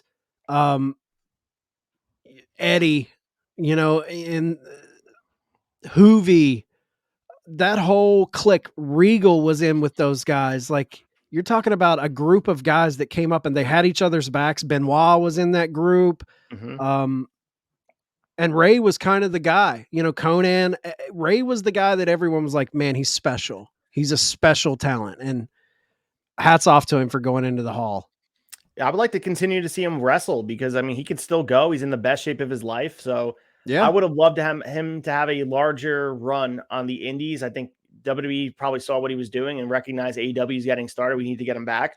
Yeah. But I think about what he could have done in places like GCW or places like even Impact or AEW. Like there were dream matchups that we're probably not going to get. Who knows? We may get him down the line because he may just hang it up and decide to do independent dates. Because as we talked about in Shot Nostalgia, wrestlers never retire. They don't. It's very, very true, man. I know when Cody was in AEW, he gave several interviews where he was really trying to get Ray in the company, and I think, if I remember right, the reports were he was going to sign with WWE because of Dominic. Like he that's what kept him there. But and I think he's helped Dom out a lot because Dom's really starting to come into his own with this new heel angle. I was not a fan of Dominic, but he's really turned the page for me. Going back to Cody for one sec before we move on to the next story is probably if you go into Cody's first run in WWE, you can probably point to the tag team run with Goldust winning the tag titles. I would say the best program we've seen from Cody in that first run was against Ray, the disfigured thing where like his face was he's the broken Cody Rhodes and his face, he'd come out all disfigured. That WrestleMania match with Rey Mysterio is definitely underrated. Yeah, it was a huge moment in Cody's career too. Big moment for the kid. So let's go out with some sad news here. Our thoughts and prayers go out to Arn Anderson and the recent loss of his eldest son. So Barrett passed away. He was 37 years old. So Arn Anderson released a statement on social media, and he had said, "Last night, my family suffered a loss that should never be felt by any parent. Our older son, Barrett, has passed away." So thoughts and prayers go out to Arn Anderson. No details are available, and nor should they be. They're respecting the privacy of the family, but man, feel terrible for Arn Anderson. Yeah, heartbreaking for Arn, man. Barrett wasn't involved in the wrestling community, but for something, his younger son Brock is in the wrestling business, but to lose a son at 37, I mean, that's younger than me. It's super, super sad. Yeah, so GCW is opposing the name of AEW's upcoming video game Fight Forever. So there's been a lot of roadblocks for this game, to say the least, and to get it out. We reported on this probably about a few weeks ago at this point about Kenny Omega saying that the blood and gore rating was was too high because of the things you could do with the weapon, so that pared that down. So right now, GCW's opposition appeal, they're asking for 90 days in order to investigate and confer with counsel. So you have a tweet from Brett Lauderdale to clarify this. This is not to stop the game from being made. It has nothing to do with that. He had said GCW has never and will never ask for a dollar of Tony Khan's money. So I think some of the reporting is GCW wants to clarify that they won't face any copyright infringement if they use this on future shows. Fight Forever or something at GCW. And it's a wrestling calling card. It's not just Fight Forever was a chant that started in Ring of Honor. So it's not like, I understand Tony Khan owns Ring of Honor now, but you can't really own that likeness because it's a thing fans chant and they continue. And GCW wants to be able to use that on future shows. Yeah, when I heard the reports come out that Brett Lauderdale and GCW was suing AEW for, it just didn't seem on brand for what Brett and GCW are all about. I think it's smart on them to kind of lock in like, hey, we want to use this. We've used this before. We just don't want to get sued, and we want to be able to use Fight Forever in the future. I think it's smart for them to do that, but I never saw them trying to stop AEW from using this or trying to get money out of Tony Khan. So I'm glad Brett Lauderdale came out and said, hey, we're not asking for Tony Khan's money. Yeah, and so if you guys remember, GCW did held a show in January 2021. It was a 24-hour event, like only GCW could do, called Fight Forever. And GCW, this is sort of the negative side of the cowboy approach where you're not thinking about trademarks and copyrights and all of that. And AEW filed it and GCW filed it too late. So in a different world, if GCW did it back in January 2021, we could be having a situation where potentially AEW is asking for permission to use it for their video game. And I'm sure it would be, according to Lauderdale, he wouldn't care. It's just more like, I want to be able to use the likeness. And I would imagine the two of them can get in the room and say, fine, no problem. And Tony Khan is a progressive thinker for sure. I would be pretty shocked if Tony Khan and his team held their feet to the fire and didn't allow them to use this. Because they've had a pretty friendly working relationship. I mean, Mox was over there forever, wrestling for GCW. So I think this turns out, I think both parties are happy after they come together and figure out what to do. But yeah, I would be shocked if Tony Khan didn't allow them to use this in the future. Well, I'd hope so, because MLW and WWE are still feuding over the War Games likeness, and they never quite got over it. So I hope GCW and AEW can just get in the same room and make nice with each other. Yeah, I mean, would they even share, Nick Wayne right now? Absolutely, yep. So there's a lot of incestuous things that a big rift between these two companies could affect. We also have the sale of WWE will always be in the news, and we have a little bit more clarification on what's going on with them. So apparently they're going to be meeting with buyers next month. This was reported by CNBC that they're going to be meeting in April in preparation for first round bids. There's no guarantee a transaction will take place, but we all know that this came into the news in a big way. It was almost in coinciding with our Wrestling Tonight program, and we covered that on our second show live and had a therapy session. We talked about therapy session to break things down. We talked about the potential Saudi deal. We talked about the players. We talked about who it potentially could be at length. This is just another official thing where it's moving the sale down the line. It's going to happen. It's on the conveyor belt. It's a matter of where it gets off. Yeah, they're pushing for this to be, I think the reports was three months or less, this thing's going to be sold. So I think moving into the summer, there's going to be a big story to talk about, and whether it's Disney or Comcast or Endeavor, who said they're off the table, but you never know. And obviously Saudi's still out there. So I have a feeling we're going to be having a big episode of Wrestling Tonight come summertime when this thing does sell. Not even to mention too, if it winds up being the Saudi investor fund that buys them, think about how that affects the betting as well. So now you have betting overseas, and right, it's sketchy as hell, but we'll definitely cover it at length, and we will continue to give you guys all the updates. But we also have an update. We officially have the news on the name of the faction that has been in lieu of the female version of the New World Order. They were called by Tony Khan. I mean, not Tony Khan, Tony Schiavone on TV as the Freelancers. That wasn't an official name, but it now seems like we have the official name. And the tweet says, the Outcasts, which are Ruby Soho, Saraya, and Toni Storm, have declared war on the homegrown stars of AEW's women's division. It's the name. What do you think about it, Chad? I don't mind it. I thought they were just going to go all in and call them the Outsiders, because I feel like for a long time, all wrestling podcasts, it was all Outsiders versus Originals, but Outcasts. I don't mind it. It seems more of like a Raven type of. I feel like Raven flock, should be managed. Yeah, the Flock, the Outcasts. I don't know if it fits as well as Outsiders, but I get it. You don't want to lean too hard into the NWO comparisons.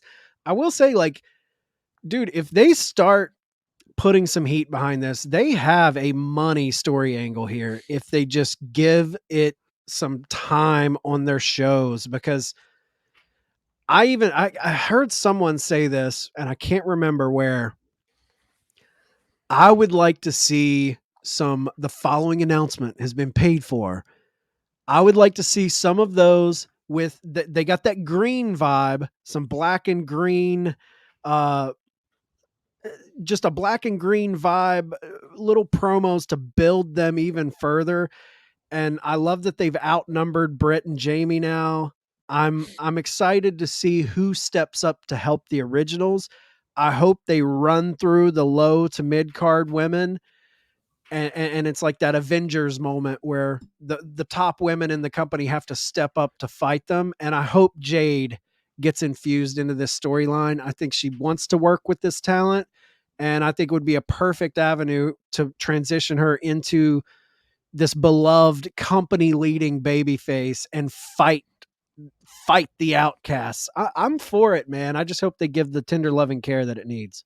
Seems like this will be culminating in a multi-woman matchup for blood and guts down the line, the Outcasts versus the AEW Originals, and that could be a money-making feud for the women's division and be really the women's division has been given a lot of steam as far as like showcasing. We've seen it main event shows, all of that, but having them participate in a blood and guts match, that'll be a commitment in that direction from Tony Khan in a good way.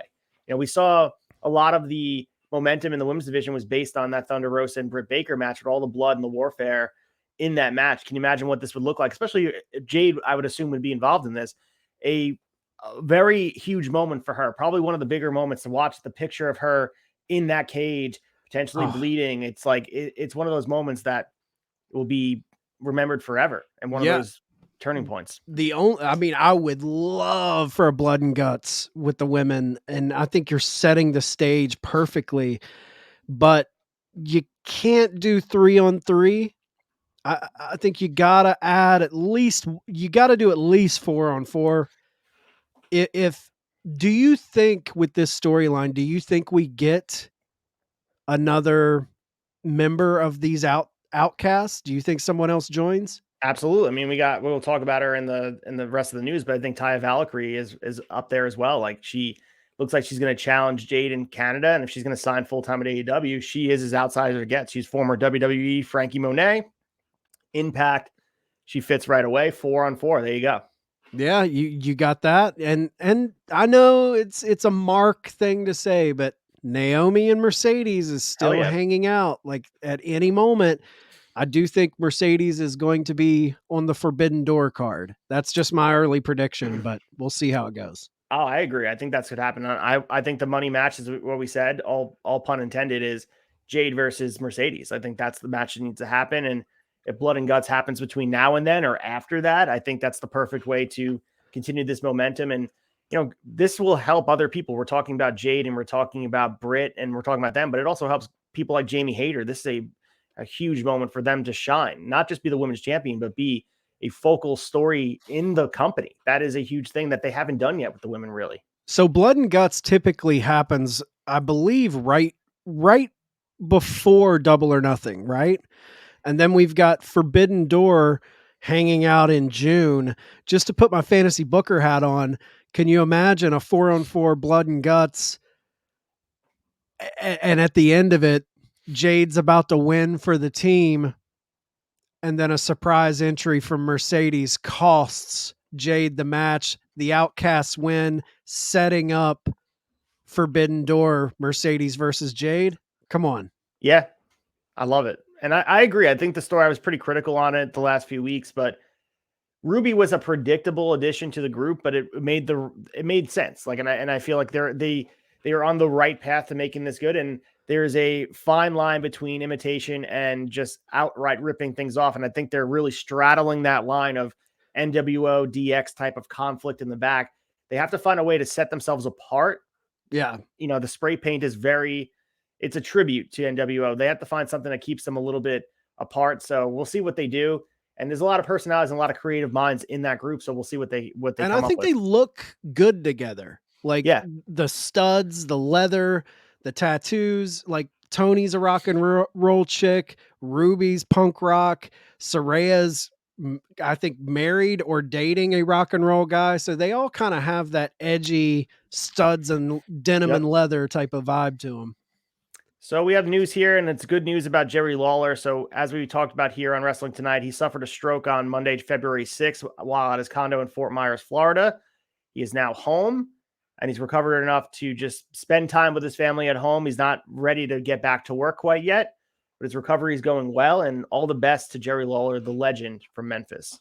Absolutely. I'm sure before it's all said and done, Jerry will be handing out pal drivers again. The guy has it in his blood. He's not going away quietly. We also had John Cena paying a visit to Cody Rhodes and QT Marshall's Nightmare Factory training facility as a guest speaker to the school trainees. So we have this on the Nightmare Factory's Twitter, and you see the picture of Cena with members of the school's 9th training camp, noting that Cena spoke to the class ahead of their showcase, which is coming up on March 23rd. They thank Cena. As we see here, and I think about the Nightmare Factory and its influence on the AEW product and all those guys that use the Nightmare Factory to hone their craft. QT Marshall was a huge part of that, but also WCW star Glacier. I love Glacier. He was just in the New York area yesterday at the big event signing autographs, as was Cody Rhodes. I didn't even know it was happening until after the fact, where I saw people posting photos of Cody. I'm like, God damn, I missed it. Yeah. But the Nightmare Factory too. And then, we saw Cena and Cody have that moment on the ramp. And I think Cody revealed in an interview that he said he wants another moment with him in the ring. And Cena said he can't promise it. Almost a passing of the torch. And I know Cody's not the youngest wrestler. It's not like Austin Theory. It's not going to be like that moment, but it feels like Cody's on that path to being the next, Make-A-Wish type of character, baby face for the WWE brand. And Cena was the perfect guy. They had that moment on the ramp that I think people are going to look at that as like, wow, that was a moment in time. Yeah, I like that moment. And I think this is big for Nightmare Factory, just in the respect of it's not just, there is a lot of talent there that's worked with them, that's in AEW, and with Cena showing up, it kind of legitimizes the school of, hey, this isn't just an AEW feeder system. Yep. We're here to help you get into any company. And I love that Cena showed up, and that's huge for those students. I'd imagine, this will be a huge test of how bought in WWE is with the Cody Rhodes package. And they've shown all these things presentation wise. The American Nightmare thing is completely shown on TV. It's the exact same package we've seen in AEW. Right. You'll see how this is shown in like these WrestleMania build-up packages where they show the Nightmare Factory and Cena there. I would imagine they would do that, but it's just crazy to think about when the Nightmare Factory started, when Cody Rhodes was on the indies and he was like toiling in all these like Northeastern territories, and just imagine to have Cena walk through those doors. Like when you put the first studs up for the building, to think where it is, where John Cena is giving a seminar. It's just crazy how far things grow. And when you follow your dreams and passion, it just shows like stick with it. And I don't know. It was one of those moments for me. I'm like, damn, when he put this together, there's no way he predicted this. No way. And maybe he did. Right. No, I'm with you, man. He's a visionary guy, man. People can hate on Cody, but he's got a lot of his dad in him in the best ways, as far as the business and giving back to the business. And the ability to have John Cena come in and talk to your students in a building that you kind of, I think him and QT and Glacier were kind of, they're the focal point of the whole, or not the focal point, but the foundation of the school. And for those 100%. three guys to have arguably one of the biggest stars of the last 20 years walking through your doors to talk to your students, you accomplished a lot. You built that. And now Cena's here. It's very cool. So we have more updates on the Judgment Day, and people forget at this point, Edge was the one who started it, but Edge was on Corey Graves' After the Bell podcast, which is a WWE platform, and he said that Judgment Day is entirely different and better than his original idea. So we know that Edge was kicked out of the faction, and there was this disconnect of they wanted them to be supernatural, and we never quite saw that, which is interesting because they became less grounded in that area and more sort of this thug-like group, with Dominic being jailed and having the hardened nature of the penitentiary. But I think what he had said was really interesting because, and he said, I quote, "Where it's at now was the goal I had in my mind. I really thought the concept of the Judgment Day, the idea behind it, was here's these really talented individuals who I truly felt weren't getting the opportunity and they deserved it. And if they got that opportunity, they could fly with it. They could run with it." And man, Judgment Day was a hot button topic for us, comparing it to House of Black. I think they've done a really good job of separating themselves from it. I don't really think about them in the same light. So that's a credit to everyone involved. They really molded this little section of it. It's not just this dark and ominous group. Like I said, it's a group of guys looking to uplift each other. And really, there's no leader of the group. I think Finn, I guess, could be the de facto leader, but at any time, it feels like maybe Rhea is, or it was really well done. And I give them credit because I was heavily opposed. So I thought it was goofy. I thought it was shitty, and I'll eat some crow on it. Open the window up. Let the crows in. I'm with you, man. I did not like Judgment Day. And I do think it's time to wrap up this Judgment Day Edge angle. I think they've kind of stretched it for all it's worth. But I will say, I don't think it's done much for Damian Priest for me. But Rhea and Dom have flourished, and this new version of Judgment Day, it's so much far and above better than what was there initially. And that just shows the patience when you give something time to grow organically and go in a direction that maybe you didn't expect. They could have just ended it with the Edge thing, but they continued to manifest it. And I definitely remember it more fondly than I did a year ago at this point. But yeah, let's get into this next piece here. WWE 24 is returning with a new episode, and they're going to be covering WrestleMania 38, which obviously is WrestleMania last year. We saw Owens take on Stone Cold, and no holds barred match. So the return of Cody Rhodes, Logan Paul's in-ring debut. We got Johnny Knoxville and Sami Zayn. A lot of stuff to cover. I'm interested to see how they cover this on WWE 24. They do a really good job on Peacock showcasing this, showing the behind the scenes of what goes into it. So should be an interesting watch. This will be March 27th, by the way. Huge fan of 24. I hope AEW All Access kind of leans into a little bit of that style because it's so well done. But yeah, I'll be watching this. I always watch the 24 episodes. Yeah, the last one that was released was Royal Rumble 2022 in April of last year. So it's been a long stretch. So now they have a lot of footage to be covering. And like I said, March 27th on Peacock. Check it out. You guys can, I'm sure people will be pulling clips from it because as we see, a lot of good stuff comes from. The most memorable thing was when Brock threw the belt at Vince after he changed the finish of the Roman match. Like shit like that comes out of it. Yeah, so good. We also have Taya Valkyrie, as I mentioned before, could be joining AEW or WWE very, very soon. So Dave Meltzer reported this in the latest edition of the Wrestling Observer newsletter, that she is likely going to either AEW or WWE. And whatever her next destination is, it's supposed to be made clear in a short period of time. We just saw her finish up in Impact as she's working with both companies, Impact and MLW, and on occasion AAA, where she still holds their Reina del Reyes title. She's not committed to MLW for a long time either, so she's likely going to WWE or AEW, and I think she's a huge talent. We saw that she was involved with WWE. She was excessed in the furlough with COVID as Frankie Monet, and she's been around, and I think right now she's the MLW Women's Featherweight Champion, so they have to figure out how to get the belt off of her. But she makes sense. She's Canadian. She's the person that could answer the challenge. And I think if she loses in a way that Jade embarrasses her, it's not such a bad debut because then you could slot her into this outsider or the outcast gimmick. I just call him outsider again. No, I'm with you, man. I love Taya Valkyrie. Even she's great in ring. She's a vet. I don't think they gave her true due when she went to NXT, but even more so than her in-ring, and she's great in-ring. I mean, she's a veteran, but even more so than that, she's a great character. She really, she gets it. She's so seasoned in her character work. So I think anywhere she lands, she's going to be a valued commodity for them. Yeah, and the beautiful part about this faction warfare, it doesn't have to be this top heavy, bring someone in and they have to go for the championship. Now you have this like slotted role for them where they have a purpose on the card immediately, even if it means they're going to be losing to Jade upon entry. So Right. I do like this, and it's the perfect opportunity for her to come in and do some meaningful things with the AEW roster. Absolutely, man.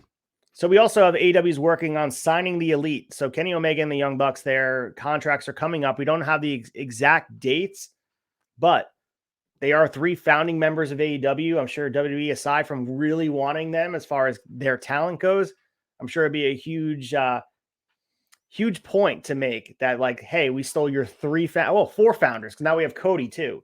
This is a huge moment for AEW.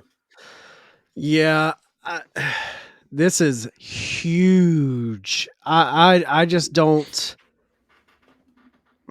If you would have asked me about Cody Rhodes going to WWE, I never would have imagined that would have happened either. So anything's possible, but at the same time, I can't see Tony Khan letting these guys go. I just can't. I think he's going to open the book up for him. It would be a monstrous move by WWE to be able to say all of your founders we now have. I think it would be detrimental to the fan base. I think Young Bucks especially, but Kenny Omega as well. Like, they're kind of the lifeblood, all elite wrestling. Like, I don't know, man. I would be very, very hesitant if I was the Young Bucks to go over there. I really would. Like, I just don't think they're going to have to change their style. They're not going to let these guys work the way they work. I just don't see it happening. What do you think? Do you think they go? Do you think there's a possibility? Man, I hope not, but I think there's a possibility maybe of one of the 3, or one, either Kenny or the Bucks. I don't think both are going, but this would be a huge shot to the bow of AEW, not just because I don't think they could survive with them. And I don't think that's the case. I think it's really just a perception thing and that's probably why WWE wants them. I'm not saying these guys aren't talented enough to be on the roster, but I think it's a big piece for Triple H to say he has all 4 of them, because what's left of the Elite if they leave? We got Nakazawa and Brandon Cutler. Like, that's who the Elite is. Like, I don't know. But I think also the silver lining of it, I always try to think of the positivity of it. The fact that we're not even talking about the demise of AEW if these guys leave just speaks to the lengths that they've grown over time. And if they do leave, the roster will be A-okay. I don't think there's a question of the quality of product. We will miss them, and we don't know the effect of the Jacksons having the back and Kenny Omega's effect in the back being executive vice presidents and their decisions that are made and all that. But this is also the other thing that plays a part of this is CM Punk. Like, what happens with this situation? Is Punk coming back? Does that play a negotiation role where potentially if he comes back, they don't want to be there? Maybe they feel it's a different working environment that they originally cultivated when they first started this company. I don't think it's a layup that they're here to stay. I think there is a bigger chance that there would be if Cody didn't blaze that path for them. Yeah, I don't think they split up. I think if one goes, they all go. I just think they're so tight.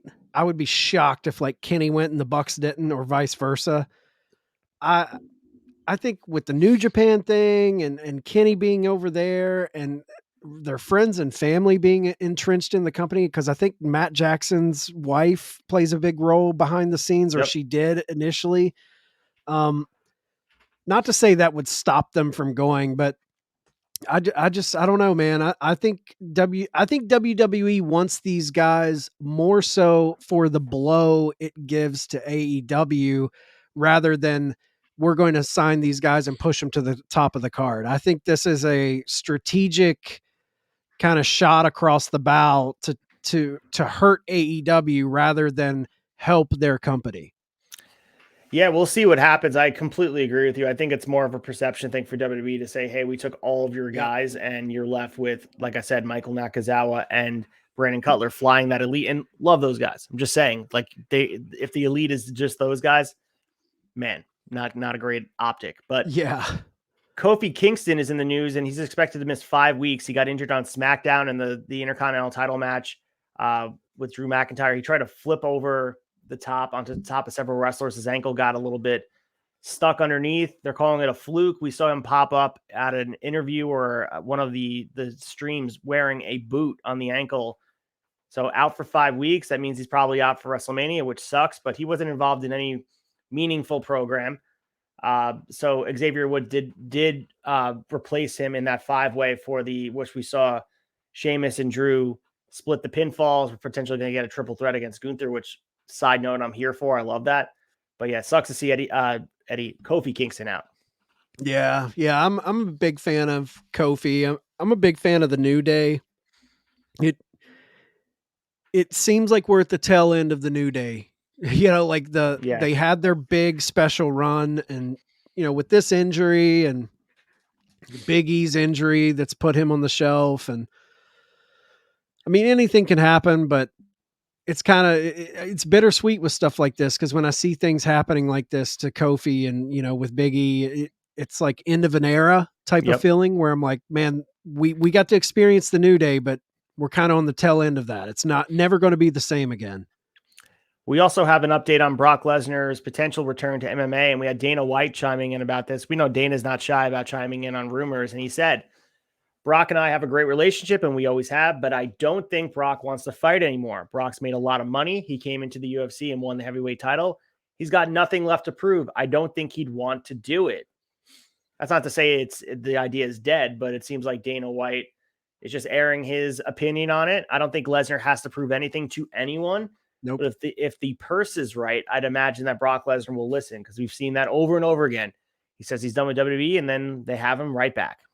Yeah, and I do think Dana is being very genuine here, because Dana knows that Brock isn't someone to fuck around and negotiate in the press with bullshit decisions. Like, he's calling Brock's bluff. Although Dana has done that in the past with other guys, it's almost like I don't think he'd want to do it. There's a little hint of, you still got it, buddy? Do you still, there's a little bit of that promoter stuff in there, but I do think Dana knows not to mess around with Brock. Brock's a no nonsense guy. And I think he's just giving his honest opinion. Like, I don't think he wants to do it anymore. I would not be shocked though, man, if Endeavor cuts that paycheck to get John Jones and Brock Lesnar in a cage together. They're going to cut that check. So, but Dana's being very genuine here. And I just want to clarify too that working WWE and working UFC are completely two different animals, because I think the prep that Brock would have to bring into it is right now, and I hate to say it, he could sleepwalk through a WWE match. Like, he'd just do his spots. That for UFC, it's a different level. Change your diet, change your regimen. He'd have to really get in there, because it's not just showcasing the suplexes. He has to go mano-a-mano with the toughest guys in the world. I mean, John Jones, as you mentioned, like, that's the fight. I mean, bring your lunch, bro. Not to mention, if you're going to do a UFC fight, you have to go into the USADA pool. USADA tests all the athletes for, any performance enhancing drugs, and you have to be in the USADA pool for 6 months prior to your fight. So if Brock would want to fight again, we're going to know probably at bare minimum at least 6 months prior to that match even happening, because he would have to enter himself back into the USADA pool. That's the whole situation that was happening with Conor McGregor, where Conor's been on the shelf after his injury for a long time, and he had to enter back into USADA just to be able to qualify to have a match 6 months down the road. So that's something to look at. If Brock enters the USADA pool, that's a big telltale sign. Oh yeah, they're definitely going to be forecasting what's happening. It's not going to be overnight. Like, by the way, it's tomorrow. We know UFC fights take a long time to build up. So we have a rebranding of the AEW All Atlantic Championship. We talked about this at length on, you guys talked about it on the flagship. They talked about it on the wrap-up show. So we won't talk too much about it, but just in case anybody missed it, the All Atlantic Championship is going to be rebranded to be known as the International Championship starting next week.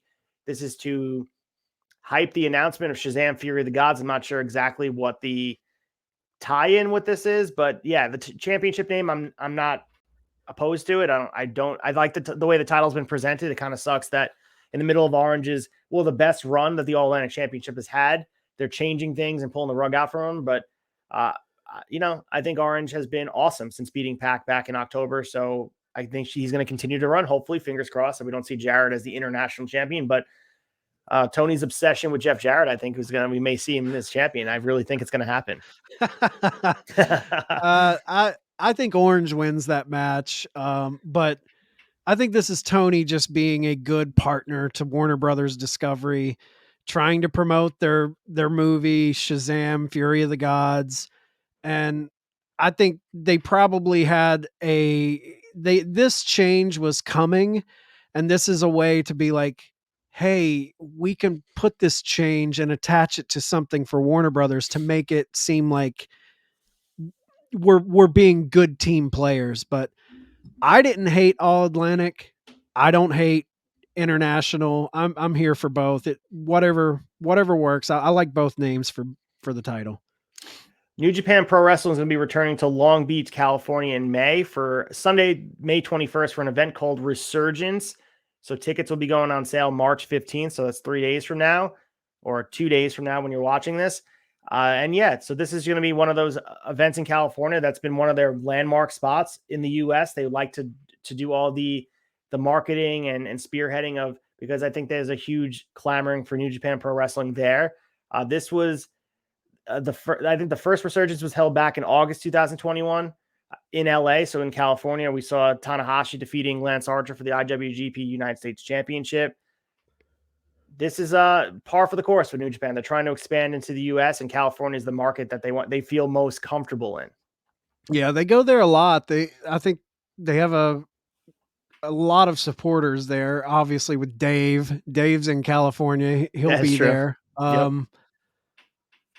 I do think I like that they're trying to get their feet under them in America more. I do think they probably need to have a better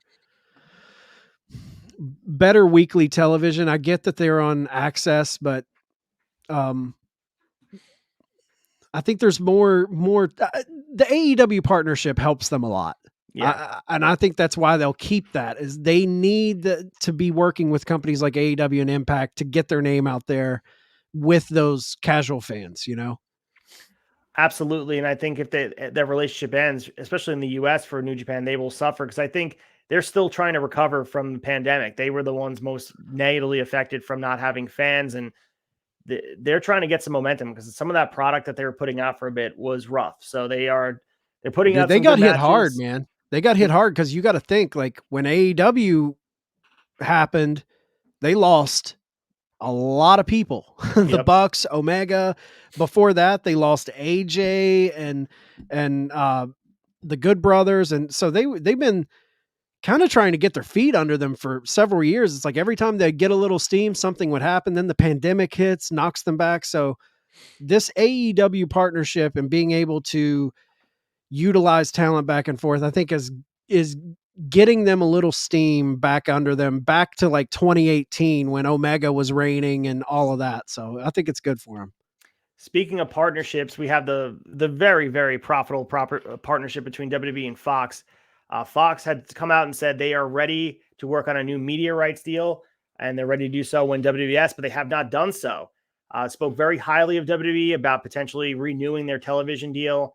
Obviously, they have been profitable on both sides. It is a huge revenue stream for WWE, guaranteed money. It seems like right now, I mean, they're on the end of their 5-year deal coming up at the end of 2024. And it seems like Fox has an interest in keeping them. And obviously it's WWE content. We talk about content for the sake of content. Sometimes that's the best thing you can put on your television screen. And Fox has an interest in keeping that there. And I see it continuing as long as someone doesn't come in and swoop in with a better deal on their end. Yeah. All of this is very interesting though, too, because with the sell of the actual company, how does that affect the TV rights deals? That's a good point. Because if if a Comcast comes in, they're going to own the company. They're going to be putting that company on. So if like Nick Khan says, this sale could happen within the next 3 months and the TV deal doesn't expire until the end of 2024, how does that all shake out? So it's something to watch because you've got Comcast involved, you've got Fox involved, and then you have all these potential new suitors involved. the TV rights mixed with the sell of the actual company makes for a very intriguing story coming up.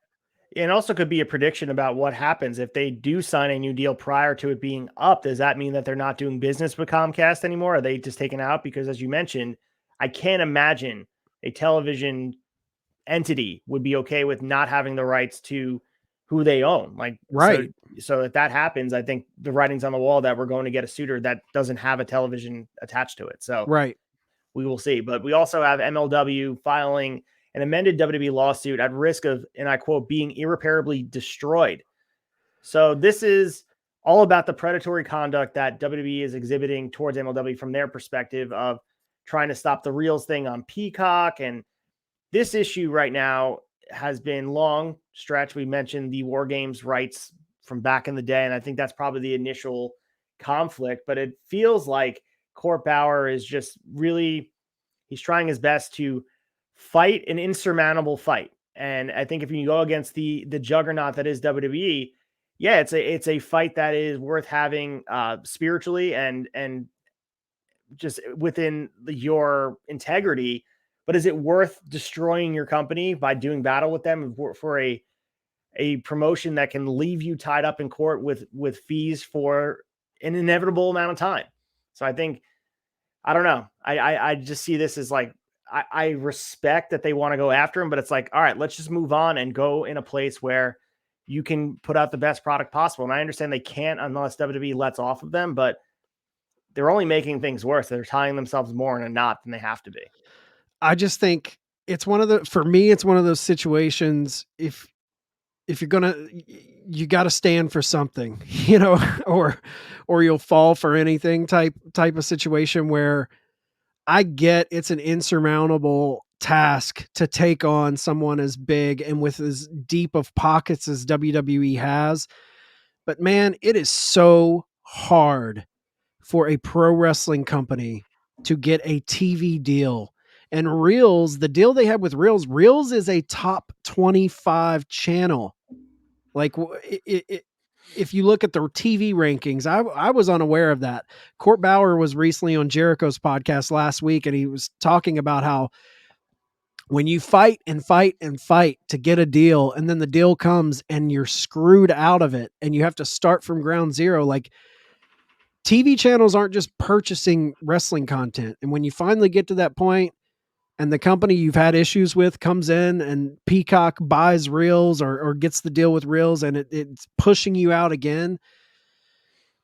I get what you're saying because it does tie you in knots a little bit, but at the same time, it's like, man, this company's trying to screw us from growth. And it always has felt to me that this isn't just business tactics from WWE. There's a little bit of personal with that War Games 100%. situation. Absolutely. Because like they're not going at Impact. They're not going even at AEW as hard as they are going at MLW. So there's something here where somebody's feathers got ruffled and they just want to squash MLW. Yeah, and the idea is, I understand, like if they can't show their product on Reels on Peacock, it blacks out a huge section of their audience.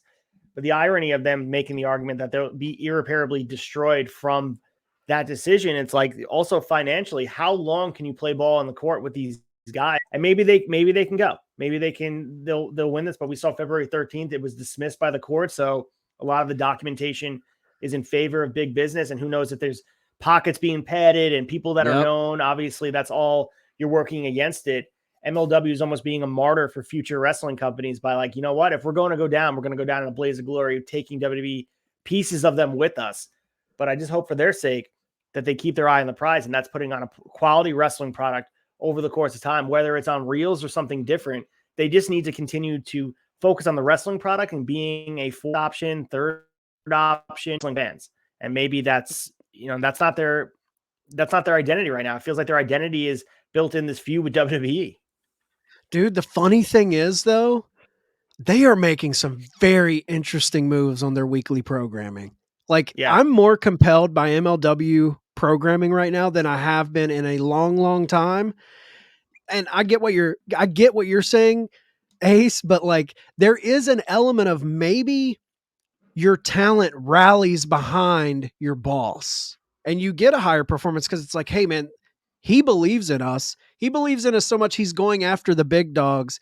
And there is an element of people wanting to fight for you. It's that ECW mentality of like us versus them, because we'll get into it in, results and the week to come. But MLW right now, creatively on their show, they're crushing it.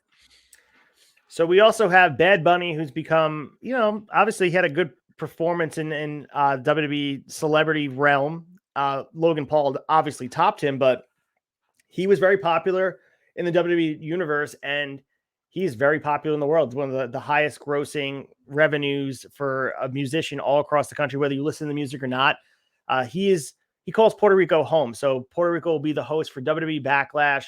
This will be the first pay-per-view from WWE in Puerto Rico since 05 New Year's Revolution, which was the Elimination Chamber match. This will be his first appearance in WWE since the 2022 Royal Rumble, when he was a surprise participant in the Rumble match. We saw him make his debut at WrestleMania, as I mentioned before, teaming with Damian Priest against The Miz and John Morrison.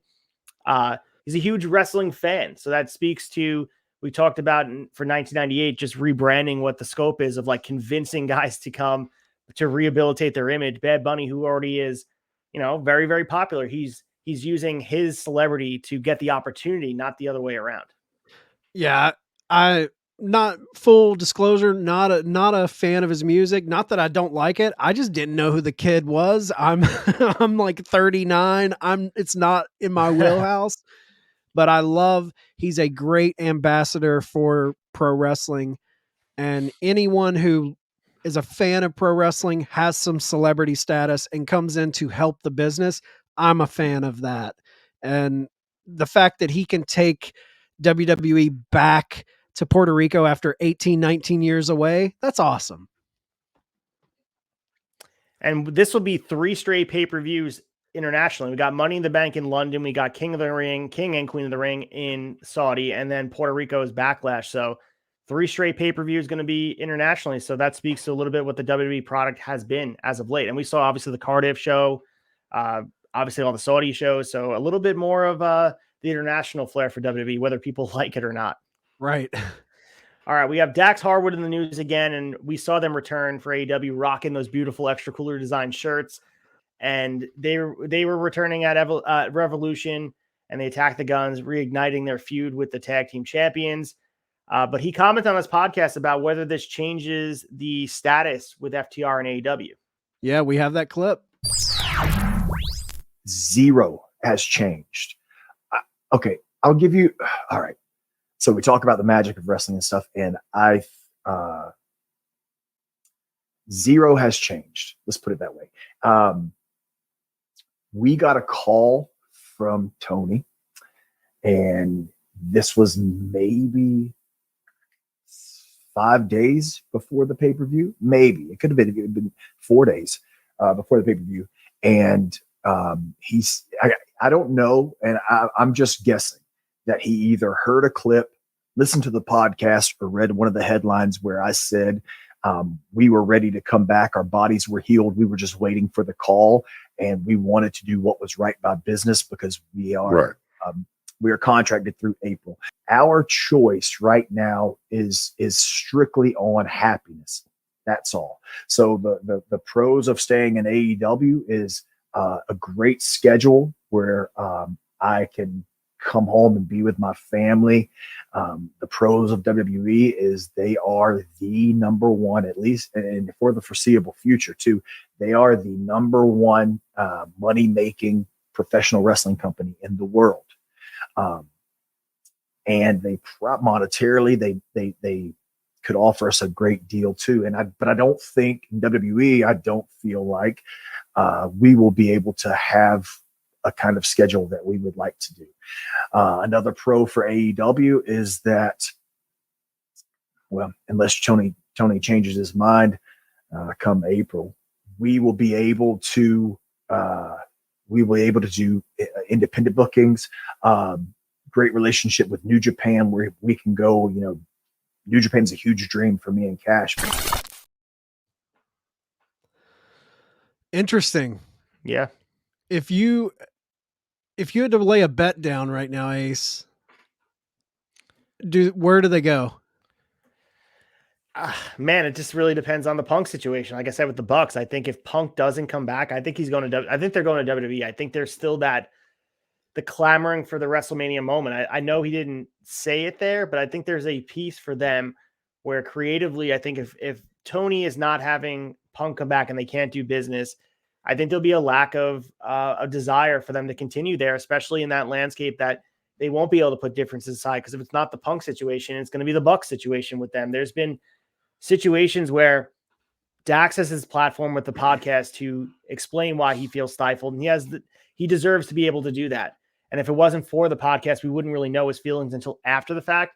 But the fact that he's been so vocal and critical of the booking and decision making there, I still think the favorite, if we want to talk about betting on predetermined things, I would say the favorite would definitely be staying in AEW. But over time, WWE is increasing their odds of getting these guys. And we talked about maybe the Bucks and Kenny going there.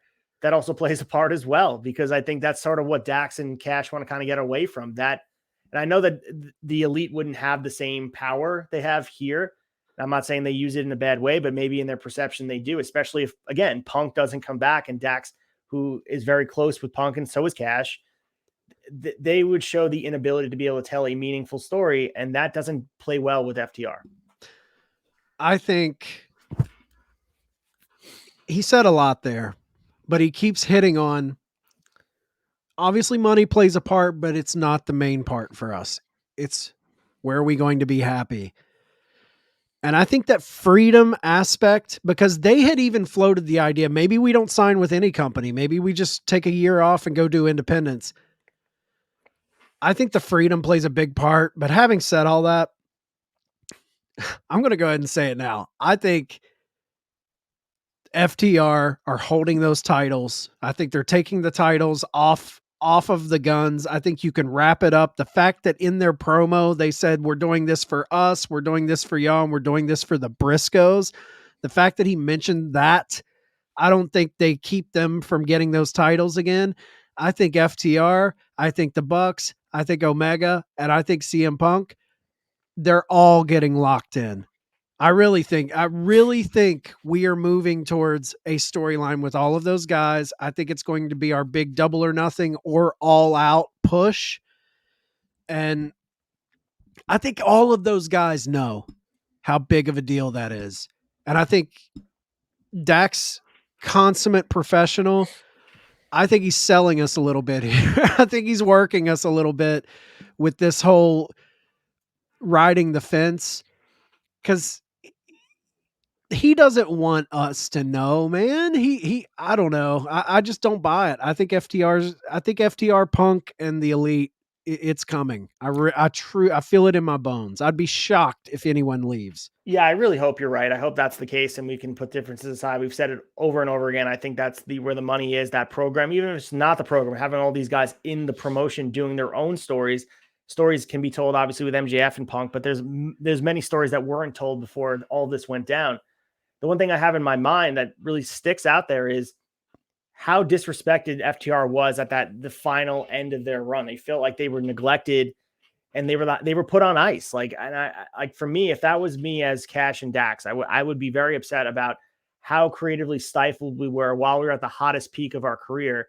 And who knows if you'll ever be able to reach that moment again. And it feels like that pop that they got at Revolution, it just shows how much people love them. But there was a point in time where they were not only a hot act, they not only the hottest tag team, they were the hottest characters in wrestling at large across all promotions, where everyone was wanting to see them. And that's really where it became evident that it was like, okay, there might be something personal to this, where like they're not being capitalized on. Why weren't they given the opportunity to have that extra Bucks match for the tag titles? Like why? And that's what makes it's interesting to me, because if that was, and I'm applying my perspective to this, I don't know. I feel like a lot of that lack of use and the lack of capitalizing on the momentum for them to make even more money and cement their legacy even further by letting them almost be put on ice like they did with Wardlow. And it may just be a lack of ability to tell stories, because we've seen it. I don't think it's personal to Wardlow. I don't think it's personal to Hangman when he was champion. I think it's just a lack of ability to capitalize. But FTR, they dropped the ball huge on them at the end of that run. They were the hottest act, and then they threw cold water on it. And you have to ask yourself why. Yeah, I just think I don't think it's personal. I think it was a situation where Tony Khan has a lot of moving parts and he's trying to do a lot of things at one time. You know, at the time, the Bucks and FTR would have happened at All Out. I think there was also Tony kind of prepping to hand the baton off to the Acclaimed, and he saw money in that, and that push started happening. And at the same time, you had FTR collecting belts. So I see some sort of mentality there of like, well, yeah, I'm not giving them our titles, but they have 3 sets of titles. And maybe if they were featured on Dynamite, would they have had that classic trilogy with the Briscoes? It's just hard for me to say FTR was mishandled in 2022 because I think 2022 was their best year. And that decision was a Tony Khan decision to let them go to Japan and win those tag belts, to let them win the titles. And all of that had to be approved by Tony Khan. Yeah, it's not happening on your flagship show on Wednesday nights, but man, you put those guys in a situation to get so over, and they drop all the titles at the end.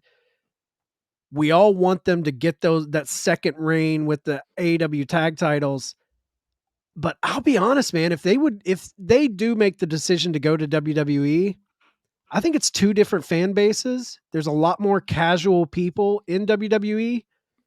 I really wonder if they get the type of pops at a Raw or a SmackDown that they do at a Dynamite. I really do. Yeah, just to touch on what you said before about it was their best year in 2022, but they only gave him access to 75% of what they could have given. I think throughout the fall and the winter, it just speaks volumes of like, yeah, it was the best year, but what else could they have done? And I also think the missed opportunity of having all the belts on the line against the Bucks, like that is a moment in time they'll never get back, and they'll never hold all the titles again, and they'll never have the opportunity to wrestle the Bucks.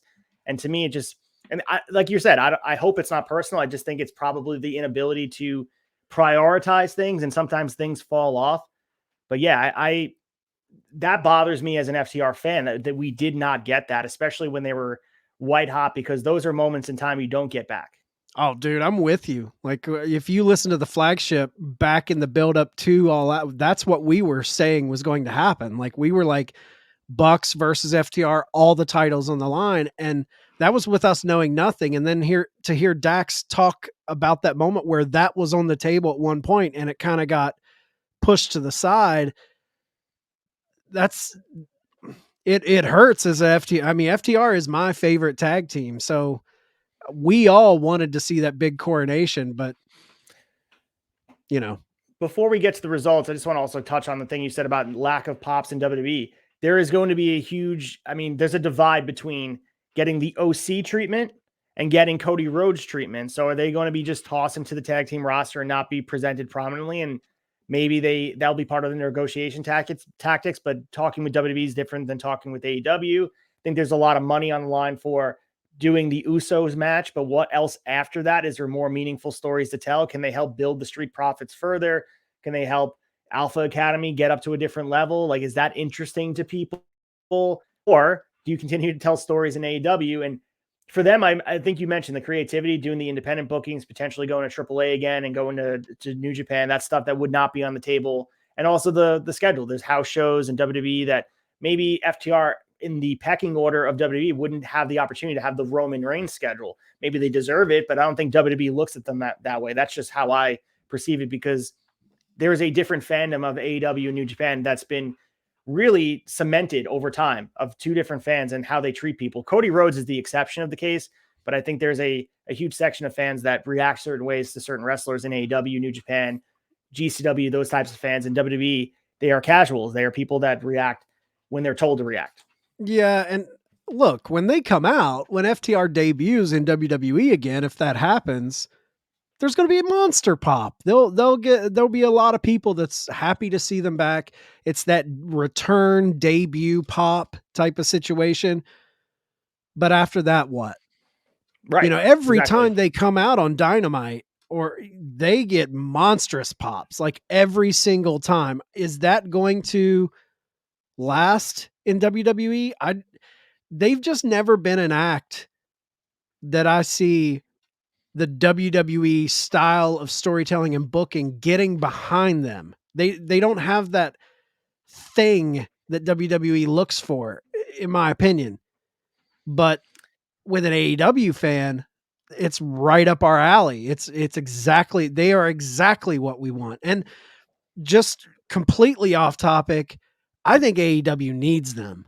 Yeah. Because they need a old school, grounded Southern style wrestling tag team. Because if they leave, that's a style you do not have represented in your tag division. And I think they're vitally important for that AEW tag division. Speaking of AEW, let's go through some of the results from this week. On Dynamite, we had Orange Cassidy defending his championship successfully against Jay Lethal. That's the last time we'll see the All-Atlantic Championship. We also had Chris Jericho, Daniel Garcia, and Sammy Guevara taking on Top Flight and getting the win.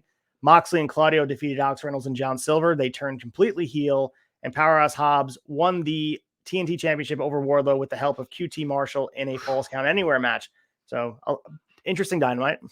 Yeah, rough ending. I mean, not to say they can't turn it into something, but right now I'm highly skeptical of that decision with QT involved with Hobbs.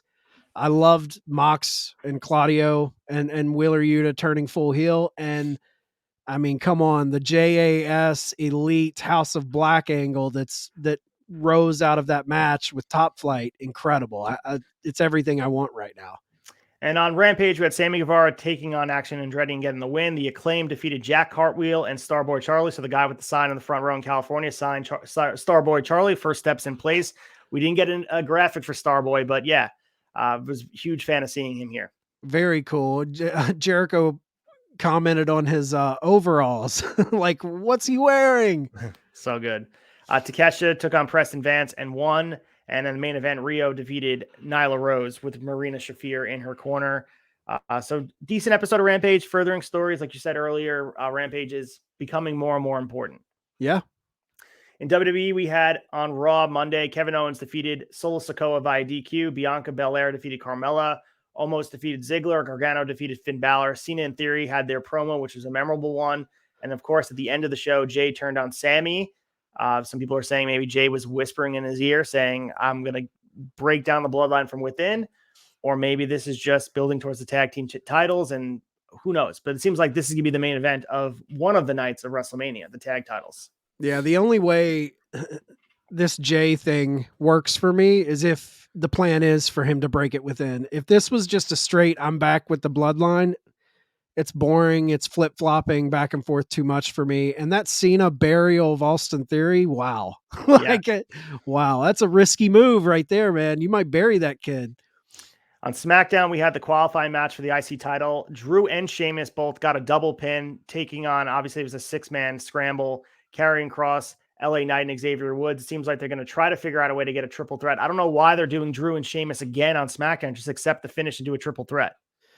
Yeah. I hope it ends up being Drew, Sheamus, and Gunther at Mania. 100%. And we also had a cool segment between Cody confronting the Usos. Very nice to see Cody getting involved in the bloodline stuff. And yeah, this was awesome to see him on SmackDown. Yeah, good SmackDown. On NXT Roadblock on the 7th, we had Tony D'Angelo defeating Dijak in a jailhouse street fight. Joe Gacy defeated Andre Chase, and Roxanne Perez defeated Mako Satomura.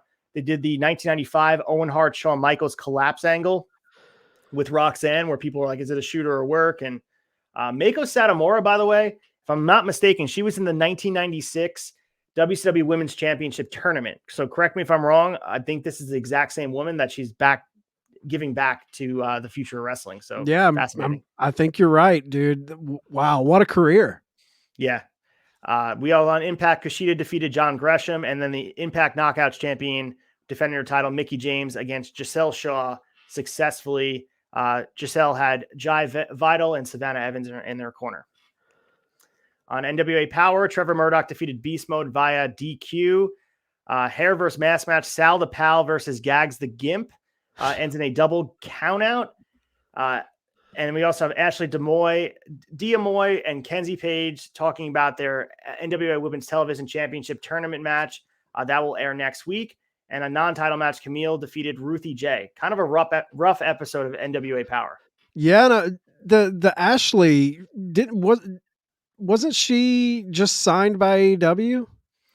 It's very possible. I know she's been on Dark a few times. So, I mean, all these are taped in bulk as we talk. This is the consequence of doing it well in advance. So you might have guys and girls involved in the story that they're not even there for. Yeah.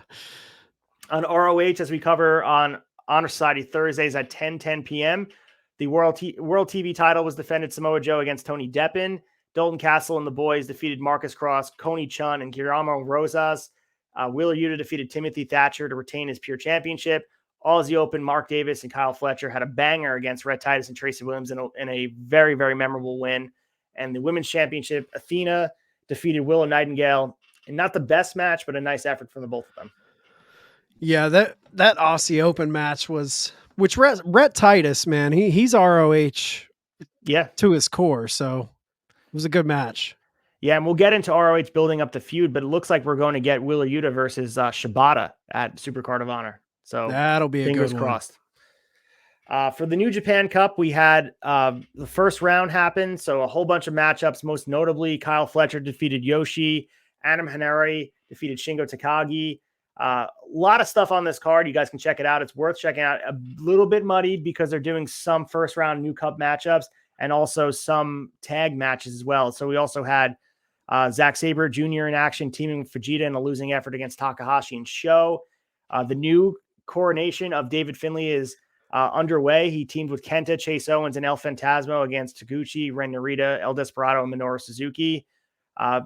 Decent night of wrestling. If you're looking for more wrestling, New Japan's still putting some quality stuff out there. Something we called when we discussed Jay White in one of our big three stories a couple weeks ago. We said who's going to step up into that position. It looks like David Finlay's the next guy. And I also would love to see Naito get involved in this Forbidden Door stuff. I know Naito was, I think, hurt at last year's Forbidden Door.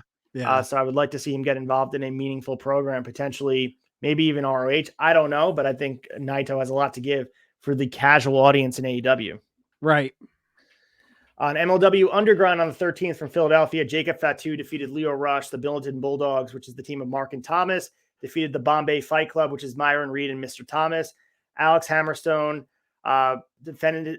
Well, he had a no contest, right? That was how the finish happened. Yeah. And then Raven debuted his new faction, The Calling, with Akira and Ricky Shane Page. So Raven, a little bit of Flock influence here. Yeah, and they've been teasing this. Who are these masked men? And the fact that Raven debuts kind of like a pseudo Flock with the two new signees to MLW, Akira and Ricky Shane Page, who we've seen with GCW a lot, have some hardcore deathmatch tendencies. These are little storylines that's making MLW very, very compelling. And the bloodline runs deep in MLW as well. They got the bloodline storyline going on there that could be carried to WWE eventually when they're out of their deals. So yeah, stuff. If they only could work together, if you guys can get together, there's story being told on both sides. Oh, Court Bauer is hanging on to Jacob Fatu with dear life. That's his one way of giving a big FU to Triple H. Like, I'm not letting this guy go. All right, let's get into Dave's raves and talk about his match of the week and performer of the week.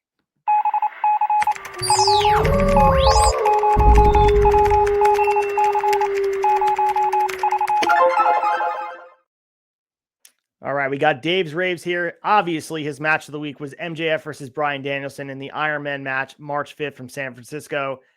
But his performers of the week, he couldn't pick one. He put MJF and Bryan Danielson. Is there someone who, on your end, Chad, that you felt like shined brighter? Was it MJF or Bryan Danielson, or do you think it was a collaborative effort? I mean, I think I got to go MJF over Danielson because I expected that out of Danielson. And not to say I didn't expect it out of Max, but I think a lot of people were shocked that MJF rose to the occasion. So I Yeah. probably would have picked MJF. So he was very complimentary of MJF and the match at large in the Observer. So I pulled a snippet of this before we get into talking about matches longer than 60 minutes since 1970, because that was interesting as well. He said, as far as MJF's ability to have a classic championship match when having to go 60 minutes, he passed that test with flying colors. While nobody can shortchange the performance of Danielson, who likely had the best match of his own amazing career, filled with match of the year contenders, MJF hung with him for the faster pace than all but a few 60 minutes matches in history, and likely more legitimately brutal than any of them. The only comparable matches that long would be the two Omega Okada matches from Osaka. You also have to throw in the level of heat and drama that blew away all but a few. He said, from a quality standpoint, having seen all 8 60-minute Iron Man matches WWE did, including tapes of Flair and Brett versus Owen from house shows, as well as the 2 San Francisco classics in the 70s with Pat Patterson and Ray Stevens and Patterson versus Morocco, this was easily the best of all of them. He said the match saw MJF hit Danielson. He goes through the spots here. He said it's undoubtedly going to be a match of the year contender. So he's on board with you, Chad. He thinks it's the best Iron Man match of all time. So recency bias, hyperbole, whatever we want to say, be damned. Meltzer agrees with you. I think it was, I mean, I didn't know Dave felt this way. I just went off of gut reaction of how it entertained me. You can say recency bias, but it was the best. As soon as it ended, I just looked at Sneed and was like, that's the best Iron Man match I've ever watched. Like, not to say I'm like the historian that Dave is, but right now, 2023, kicking off with 2 banger match of the year candidates in Omega Osprey and then this Iron Man match. I mean, those 2 matches for me are at the top, and you really got to think who takes it. I guess it's what style do you like, you know? Yeah, and Meltzer mentions in the newsletter saying that it feels like everybody's fighting for third place, or at least it's a race for first between the two of them. And if anything tops that, man, we're in for a treat of a year. Yes. But he also put in here, and I'm not going to read all of it, but he has a list of championship matches longer than 60 minutes since 1970. And the longest match ever for a championship was July 25th, 1971. Roger Kirby versus Tom Jones for the NWA Junior title went 2 hours, 120 minutes. Crazy. It's insane. So this falls as it's right in the mix here as far as one of the longest matches. It's just below Pat Patterson versus Don Morocco in the same city for the U.S. title, 65 minutes and 33 seconds. Dory Funk Jr. versus Danny Little Bear in Kansas City for the NWA World title went 67 minutes. We talked about the Iron Man match with Brett and Owen at a house show. It was at the Nassau Coliseum, my stomping grounds, and also Max's stomping grounds for the WWF title, 67 minutes and 37 seconds. The final clock on MJF Bryan Danielson was 65 minutes and 14 seconds, but OT all considered. But a lot of great matches on here. Not all Iron Man matches. Some just went the limit and some went over because of other circumstances, but a lot of good matches on here. And it shows the history of wrestling was always in mind of championship matches should be long, should be arduous, and it should have endurance factored into championships being changing hands. So I love it. Yeah, it's a great list of matches. Some real classics in there.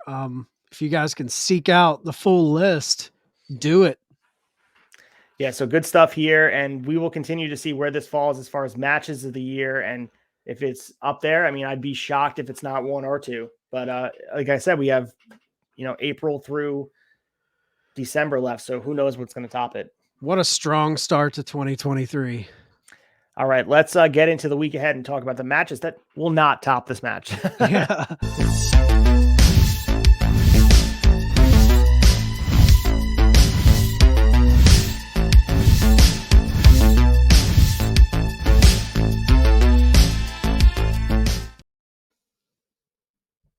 As we're recording this, we are about an hour or so into Raw, but Raw, as you guys are watching it tonight, Brock Lesnar and Omos facing off to get their WrestleMania match hyped off. At least someone's hyped about it.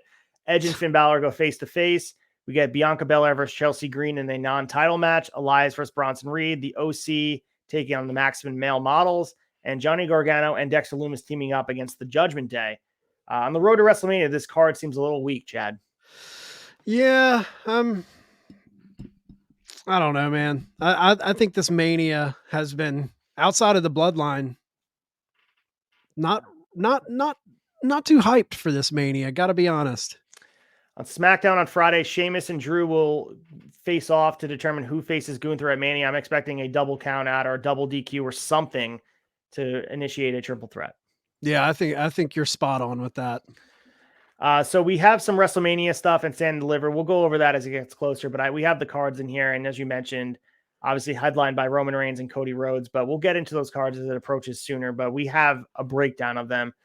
For New Japan, we have the second round matchup set up for March 11th, which happened yesterday as we're filming, but we also throughout the week, we also have March 13th and March 15th. So Mark Davis versus Will Ospreay, which is going to be a sick match.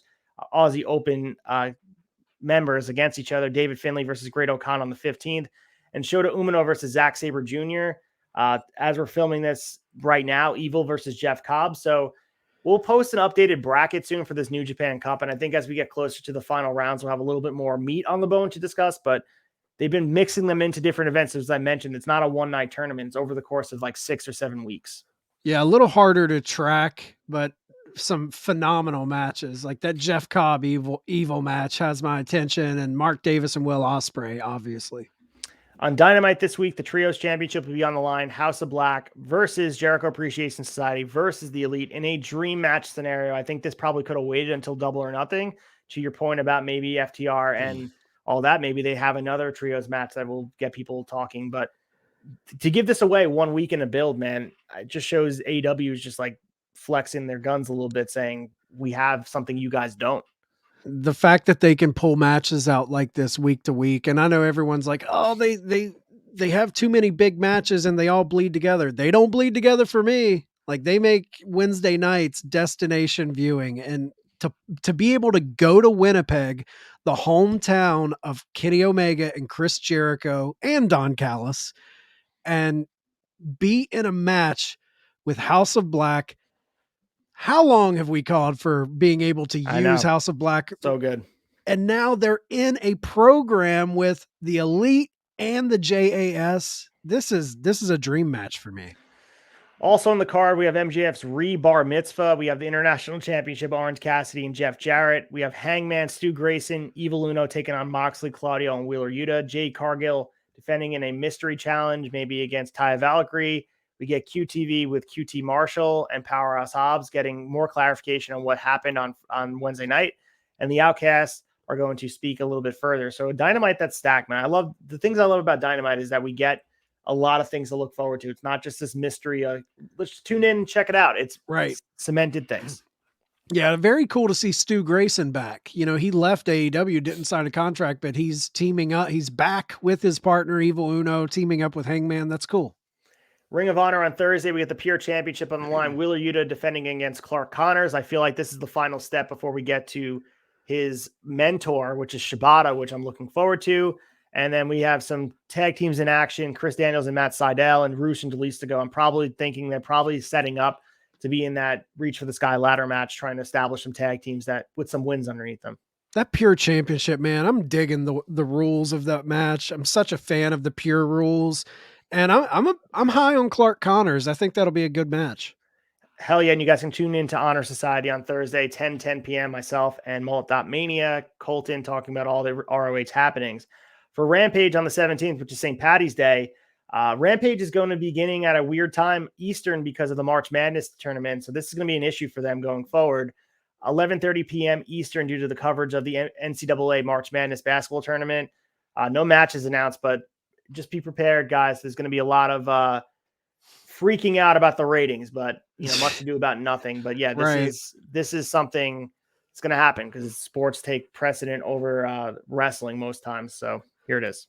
Yeah, I'm not too worried about it. I mean, Rampage is for the most part a DVR show, so I don't think it's going to affect it that much. On Impact, we have the Impact Knockouts champion, the Death Dolls, defending their championships against the Coven, John Gresham and Mike Bailey versus Decay, Steve Macklin versus Heath, and the Bullet Club, which is the team of Kenta, Chris Bay, and Ace Austin versus Josh Alexander, Rich Swann, and Frankie Kazarian. Kind of a banger main event, and a 6-man tag with the world champion involved, and you got the tag champs involved. It's going to be an awesome match. Yeah, big main event for Impact. NWA 312 in Chicago is going to be coming up on 4/7, just giving you guys the idea when that's happening. We also have Impact and Multiverse United 3:30 from Globe Theater in LA. I'll give you guys the cards as they come closer, but some pay-per-views coming down the pike, especially following WrestleMania and during WrestleMania weekend. But the final thing for this week that we're getting to note is MLW Underground. We get the tag champs Calvin Tankman and EJ Naguda defending against the Samoan SWAT team. And then we also have Mance Warner has an open challenge to the Call and Card Attackers. Ricky Shane Page has accepted the challenge for the calling. Some good shit on MLW Underground, like you mentioned before. Just good stories, man. Yet another good show. But that's all we got, man, for the week ahead. I know we went over, man, 2 hours and 30 minutes. We're giving you guys all the goddamn content. Chad and I having a beautiful time on a Sunday morning with daylight savings time. Here we are sipping some coffee. I know you guys are watching on Monday, but I have a fucking blast doing this with you, prepping the content, talking about wrestling, breaking it with you. I love it because I hope the listener feels like we do, but it keeps us up to date on everything. If you can't watch every single thing, but you want to at least be in the know of what's going on in the wrestling world, that's why I love doing this show. It keeps me in the know. We get to kind of just shoot the shit about pro wrestling, the week of pro wrestling. So I hope you guys kind of like find yourself coming back to the tavern every Monday at 7 p.m. to get your weekly fix of what's going on in the world of wrestling. And again, if you guys can't make the live stream Tuesday mornings, Apple and Spotify, Wrestling Tonight, you can listen while you work, you can listen while you shop, whatever you do, however you consume your podcast, we're here for you. Absolutely. You guys keep giving us the feedback. I do appreciate all the feedback on social media, and make sure you guys are following the trend that, at Turnbuckle Tavern on Instagram has been blowing up. But if you're not following us, make sure you guys check that out. Follow me at Acefield Retro, always hyping up stuff in the tavern. We got stuff 6 days a week, potentially 7 days a week going forward. We have some big things planned for WrestleMania weekend. Stay with us. This is your source of all things wrestling, theturnbuckletavern.com for all your needs. Buy a shirt, give us some love, support us in any way you can. Yeah, we love any support you guys, especially Apple, Spotify, and YouTube. If you follow us there, that's going to keep you up to date on everything. And we're on Instagram at Turnbuckle Tavern. So give us a follow. If you guys also like movies, make sure you guys follow at Broken VCR. You guys follow them on Apple and Spotify for your movie fix. Who doesn't like movies, guys? Make sure you check them out. It is the same Turnbuckle Tavern personality you know and love, but with a movie spin on it, with an expertise type of insight into great movies, new and old. Yeah, me and Hawk enjoy doing that. If you're a movie fan, I'm sure you'll enjoy it too. All right, that's all we got, Chad. You want to say goodbye? Tell them what they need to do, and we'll get out of here. Guys, until next week, when we come at you with more wrestling news, just keep it snug and stiff, and we'll catch you next time. Reach for the sky, boy.